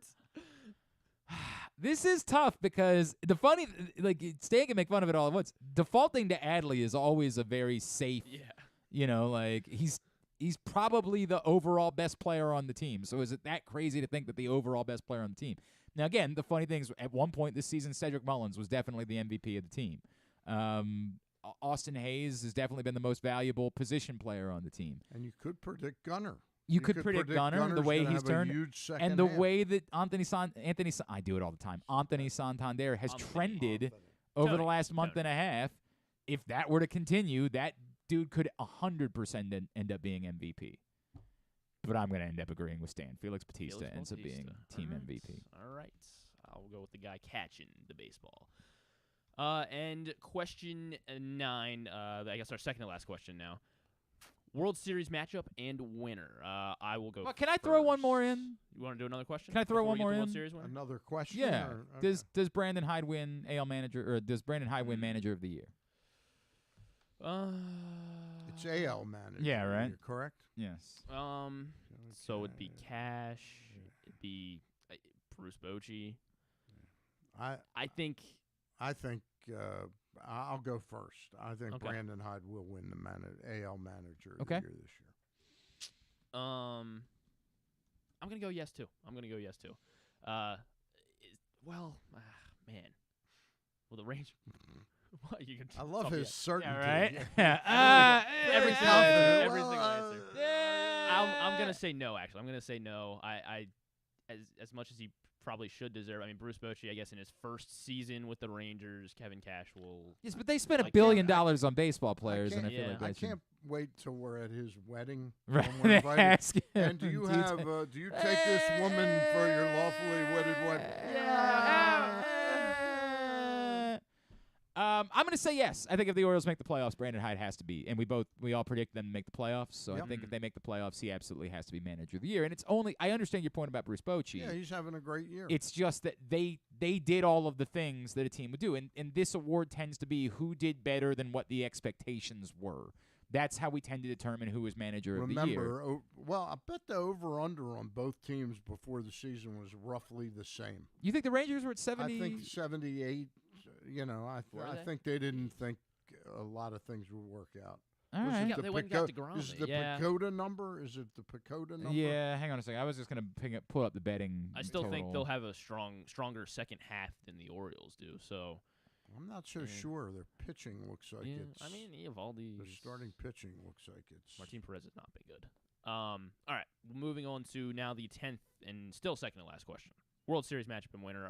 I will go first for this one. I mean, it's impossible not to pick the Braves, I think. It's the Braves have been just so good, and they are showing no signs of slowing whatsoever. I'm not sure as long as they continue to stay healthy, which they for the large part have. Max Fried is coming back. I'm going to go with the Braves, and I will take. By the way, ESPN said that they had a projected 83 win total. Texas did before the season. And the Orioles were it was 70. I thought it was more like 70. I definitely I made a bet when it was 74. Right. Because I just said this is insane. Yeah, I wish I had bet. Phew. They can go 20 and 50 in this. Right. To win the American League and lose to the Braves, I'll say the Rays. I'll say the Rays win the American League and lose to the Braves in. Are we going games? So that's a World Series matchup. World Series matchup. Braves over the Rays. I'm ultimately going to. I hate it. I do also think the Braves win the World Series. I mean, it's just there's just so much. There is so much there that if I got to pick from anybody, I think the Braves are winning the World Series. To the point that you're bringing up, I do think that it's wide open in the American League, which is. Kind of wild. Like the teams that we're talking about as being among the favorites, the Rays, we just said we don't trust the pitching. The Rangers are not perfect by any stretch of the imagination. And because of those things, I think the team that's just waiting there to win the American League is the Houston Astros. So ultimately, the Astros will be my pick. But I do have them losing to the Braves.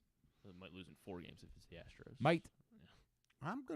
I'm gonna play real homer here. I'm gonna say that the Orioles are in the World Series. Wow! This year. Wow! When I look at what's going on, I think they've got a real shot if Mike Elias threads the right needle. And I'm gonna say Atlanta is so tough. Yeah. I'm between Atlanta and the Dodgers because I think the Dodgers are gonna make some kind of big trade. No. I'll tell you what I'm going to do. I'm going to go crazy.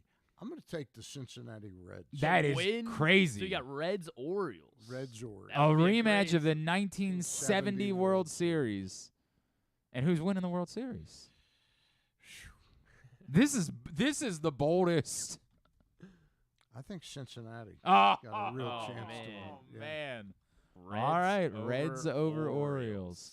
I think they're really dynamic. So how does this one work? Do we get 2 points available in this question, and so you get it would be 3 points, right? Because you get a point for each team that's in the World Series and another point if you pick the World Series winner correctly. Yes. So the last Cincinnati is going to pull off a trade for another starting pitcher. They're going to get Hunter Green back, and I was there's impressed an insane with their amount of speed. talent. There's no question there. There is no question.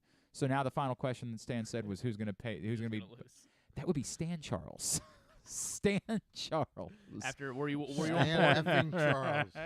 Were you on board until his last? I 100%. I was feeling good about his picks, and then he went Reds or it'd be awesome. Trust me, I'd be all in. It'd be incredible. But he went way, way out there with Reds Orioles as his World Series pick. I'm going to take Glenn. Yeah. Glenn. John Means. John, I did say John. You guys don't think I'm going to lose? Starting look at that. Griffin, who do you think's going to lose?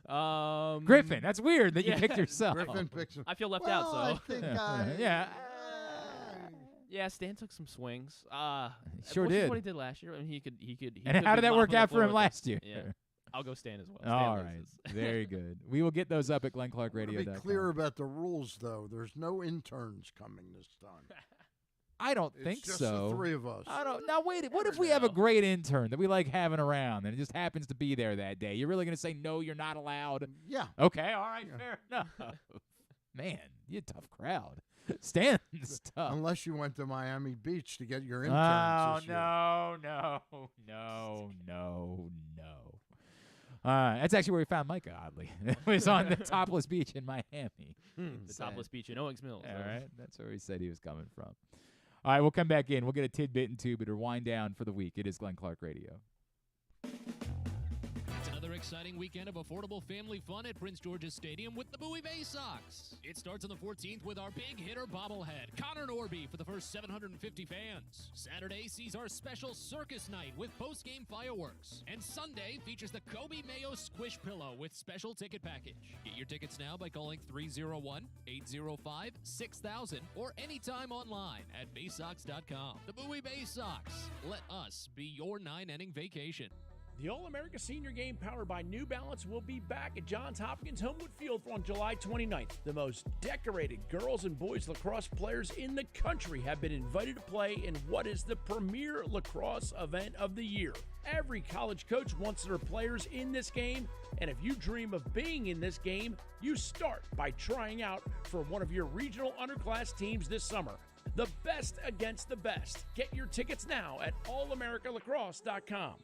Hey Birdland, a new alternative payment method is available at Oriole Park at Camden Yards for the 2023 season.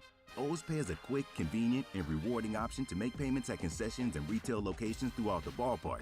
Use OzPay to unlock rewards, special offers, and unique experiences. And with secure, contactless payment, you'll get back to your seats faster. Get started in the MLB Ballpark app or learn more at Orioles.com/OzPay. That's Orioles.com/OzPay. Soak up summertime fun in Charm City. Enjoy only in Baltimore festivals, mouth-watering eats, and endless entertainment. Cheer on the O's at Camden Yards. Pick crabs by the waterfront. Beat the heat inside a world-class museum and make memories that will last a lifetime. Go to baltimore.org for more information and to plan your visit. I'm Michael Jangrandy, president of AJ Michaels, your carrier energy expert for 44 years. Save money, energy, and make your home more comfortable and virus-free. Find us at ajmichaels.com. That's ajmichaels.com. The latest edition of Press Box is available now. On the cover, Dave Ginsburg remembers Goose as he looks back on the impact that late Tony Saragusa had both on and off the field here in Baltimore. Plus, he explains how Goose's kids are working to continue that legacy with the Goose Flights program. Also inside, Todd Karpovich profiles the path Tyler Wells has taken to becoming a star in the Orioles rotation. And you'll find a special summer travel guide with information about events and activities throughout the state. Press Box is available for free at over 500 area locations, including 60 Royal Farm stores. And you can always find the entire edition, as well as the best daily coverage of the O's, Ravens, and Terps at PressBoxOnline.com. That first sip. That first bite. Start your day off right with a delicious breakfast at Royal Farms. Choose from a fantastic selection of fresh Royal Farms breakfast sandwiches and top it off with a rich hot cup of the freshest coffee in the world. At Royal Farms, breakfast is available day and night. It's the freshest breakfast in the world. Real fresh, real fast. Royal Farms. It's a Maryland thing you wouldn't understand. Where the waves meet the shore, you will find Dorchester County. Hi, this is Jimmy Charles. When I think of Maryland, I think Dorchester County on the eastern shore where it's open for making memories. Dorchester County, it's a Maryland thing. For more info, visit www.visitdorchester.org. It's a Maryland thing. Hell yeah. It's a Maryland thing. Hell yeah. If you miss anything on the show, don't forget that you can watch full episodes at youtube.com/pressboxonline, and you can download podcasts on Apple, iTunes, Amazon, and Grindr.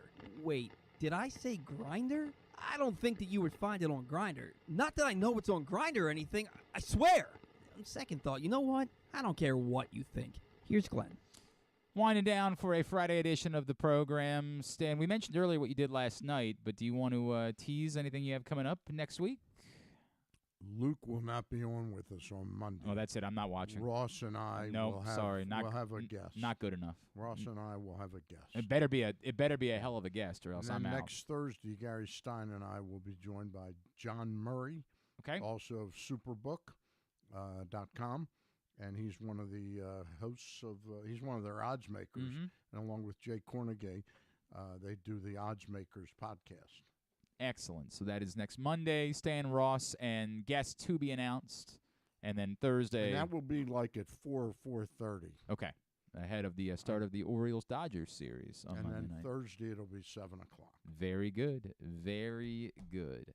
Let's get a tidbit. Tidbit of the day is brought to you today by your local Toyota dealer and buyatoyota.com. The Toyota Tacoma comes in a range of models and trim lines, so you can choose the perfect Tacoma to reflect your unique personality and driving habits. Check out buyatoyota.com for deals on new Tacomas from your local Toyota dealer today.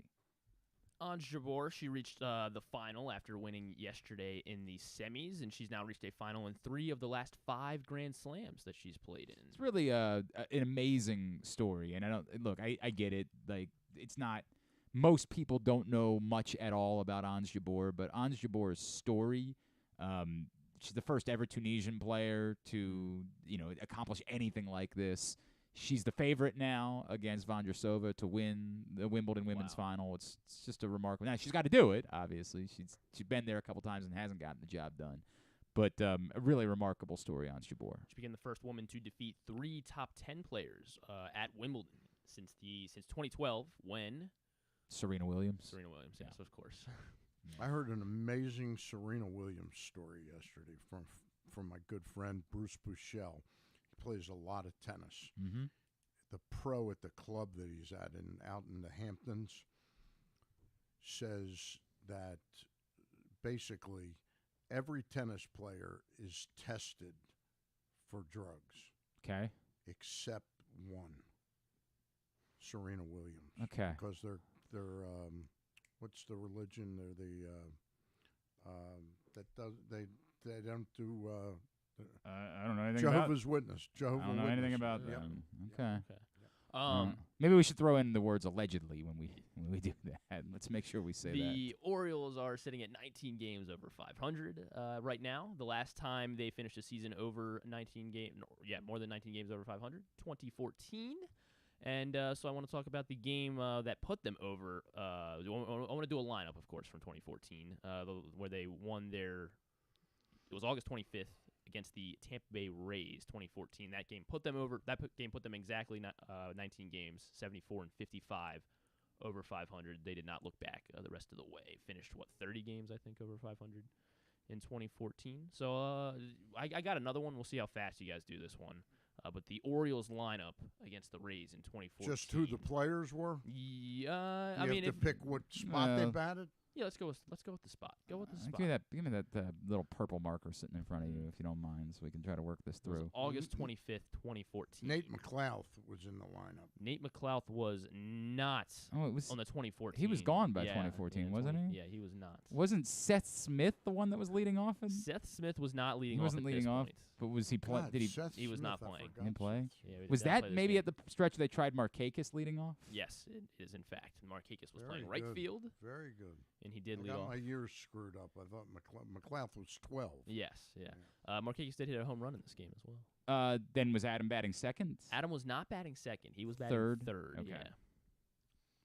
So second. J.J. Hardy. Yeah. J.J. Hardy was not batting second. Okay. Where was he batting? He was batting. Let me do some counting. Sixth. Shortstop, of course. So then batting second. Manny? He would have been. Yeah, he was. Yeah, he wasn't. He was. Was this? I guess he was hurt. What date? What was the date? It was August 25th. August 25th. Yeah, by that point. So was Davis suspended by that point too? He was not suspended yet. He was in the So lineup. then he was batting. Started at third base. What? Yeah. He batted fourth, right? No, he was. Why was he so far down? He was batting seventh after Hardy. Buck must have known something. Yeah, right. It's a weird lineup that day.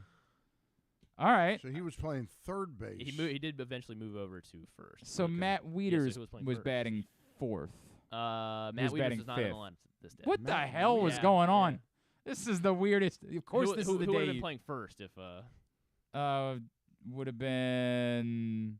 Who was playing first? Yeah. Who struck Yes. John? Hang on a second. First base. If Chris Davis was playing third base, would have been Steve Pierce. Steve Pierce. And where was he batting? Fourth. No. Eighth. No. Fifth. No. Third. No. Second. Second. What was is batting that? Second. The hell was Buck? You know what? I've changed my mind. What the hell did this guy know about anything? Steve Pierce hit a home run. Davis hit a home run out of the 7 spot. Weird lineup. Delman Young. Delman Young was starting. He was DHing batting. and batting. hitter. He was batting fourth. He was playing in the outfield. He was playing left field. He What was are we playing doing? left What are we field. doing? He was playing left field. And he went 3 for 3. And he was batting fifth. Yes, he was. And he hit a home run as well. Hit a All right. three-run All right. homer. This is weird. So if Wieters wasn't catching, then it was Hundley. It was Nick Hundley. And he was batting ninth. He was batting Eighth. Eighth. So who was playing second base on that team? That was Scope. Jonathan And Scope Scope was he batting batting leadoff? fourth? No. He's batting ninth. He was batting ninth. Second base. How are we missing the cleanup hitter? It was Nelson Cruz. Nelson was DH. Cruz was DHing and batting fourth. Yes, everyone in the lineup got a hit this day as the Jeez. Orioles Well, took down. That was a piece of cake. For Yeah, us. right? Yeah. Jeez. 6-run fifth inning helped the Orioles win 9-1 over Who the was Tampa the starting Rays. pitcher? You tell me.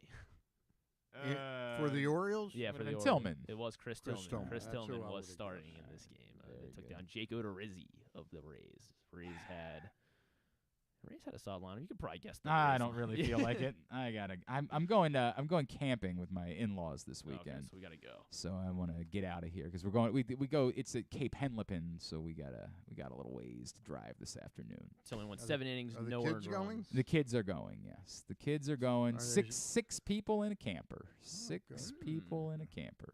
Not that we spend much time. We don't basically just sleep there. We're outside for the most part. It's not my thing. It's too much time outside for me. But like my in-laws, like this is my father-in-law and his wife. We get along quite well, and his family goes, so we look forward to that. Tubular, brought to you by PressBoxOnline.com/offers. Go there right now. Get $150 in bonus bets from DraftKings after you place your first $5 bet. See this and other great sportsbook offers at PressBoxOnline.com/offers. Here's what's coming up this weekend. Of course, Orioles, Marlins. Masson 2 tonight, 7 o'clock. Alcantara and Kramer. Tomorrow, 7 o'clock. Braxton Garrett and Kyle Gibson. And Masson 2 as well on Sunday. Kyle Bradish goes at 1:30. We do not know. For some reason, the Marlins have not announced their Sunday starter just yet. Second Wimbledon semifinal. We're getting underway right now. Carlos Alcaraz and Daniil Medvedev, pair of U.S. Open winners, squaring off. This should be a really good one. How do you pronounce Medvedev's first name? Daniil. Daniil. Daniil I always thought it was Medvedev. Daniel. Daniil Medvedev. Winner of this one will get Novak Djokovic. Physically, Jannik Sinner was up for it, but mentally, he was a midget in the first semifinal. Every point that mattered, he came up very small in the first semifinal. So Novak Djokovic awaiting the winner. Djokovic has a way of making younger guys, players. no question about it. The final will be Sunday morning, 9 o'clock on ESPN. As we mentioned, the women's final tomorrow morning, Vondrasova and Jabeur, 9 o'clock on ESPN as well. So you got the campers. The camper has. I will be on the phone. It's actually very because their family likes going to the beach at the earliest possible time. As you should, yeah. Like we'll get to the beach by the Sharks. Yeah, and then I'll be the guy that's sort of sneaking over, and they'll be like, "The boys want to go get okay, boys, Jabeur serving. All right, we'll be out there in a minute." So it'll be awkward. Careful of sharks. I don't think that we're gonna have to worry about that too much, but hopefully, I heard that there was some bathers ran into a predator, but the beaches are open, and amity means friendship. That's what we know. Two quick stories. I get a lot of my just news stories on AOL. I'll try and make this short. Okay. Have you heard about this problem about a sea otter? I did see that. That is No. terrorizing surfers in this area in California. No. He spots them, and he just, comes runs right at you, bites the surfboard, and I swear to God, this was not a goof. It said, and the guy gets off the board. He jumped on the board No. Yes. No. Yes. Can you find a picture of it, please? Yeah, I'm gonna see. They if I don't can- have I would. pictures of I it. would so like to see a picture of the sea otters surfing. This is the one picture that the New York Times had. It's like he's biting. The Oh my surfboard. god. Oh my Yeah. god, man. Yeah. That is wild. All right. And then Florida, did you hear? Do you get the stories the same place I do, Griff? I saw this one on the New York Times. This The is New York Times did a sea otter thing. 19-foot world's longest Burmese python caught in Florida. 19 No, thank feet- you. 19 No, feet thank long. you. But this is why New York Times cut their sports department so that they could To do more coverage of, the sea otters. otters. Of the otters. Not really much else this weekend. If Mexico and Panama for the Gold Cup final, that's Sunday night on Fox. Bet those Fox executives are really thrilled about the fact that the U.S. didn't make the Gold Cup final. 7:30 for that one on Sunday night. The WNBA All-Star Game is tomorrow night on ABC, 8:30 for that. That's about it. Everything else, GlennClarkRadio.com. Anything non-sports-wise? There is on Showtime a 3-part documentary that premieres tonight called Goliath, or I guess it's available. Goliath. It is about the life and impact of Wilt Chamberlain. Oh, yeah, I did see that. I would like to watch that. Goliath. Yeah. That's on Showtime. Too Hot to Handle season 5. That's out on Netflix. The dating show where they tell everyone that they think that obviously they have to hook up with each other, and then they're like, nope. When you get here, once you get there, they're like, you actually lose money every time you engage in a sexual activity with another contestant. I have not. I've not taken in Too Hot to Handle. People love Too Hot to I Handle. keep waiting for my invite to be a part of That that. show. Goliath, that's Billy Bob Thornton's in that, right? Is he? I don't think so. Does he play I Wilt don't Chamberlain think in that's it? the case. I don't think so. Bird Box Barcelona is a movie out on Netflix as well. They're doing it's not like a sequel or anything. It's just like how Bird Box happened. Just it's in Barcelona. And What? It actually looks kind of like it looks pretty well done. It looks. Is Sandra Bullock not? No, she's not in it. It's like a separate thing, but they're using the same concept. Just I'm in good. Barcelona. I'm good. It is the series finale of Jack Ryan, Tom Clancy's Jack Ryan on Amazon Prime. So that series officially comes to an end. I imagine And- John Krasinski won't have a hard time finding work. No, and Righteous Gemstones is back this weekend on Sunday nights. By the way, enjoy all the television shows you can because Yeah, really. God knows it's going to be a long time before we get original shows again. It is going to be a tough stretch Reality moving TV's forward. back. More Too Hot to Handle. Let's go. I would think this is going to mean like American Gladiators comes back. Like I think there's going to be a lot of that stuff. It is going to be some time before we get anything original for a little while.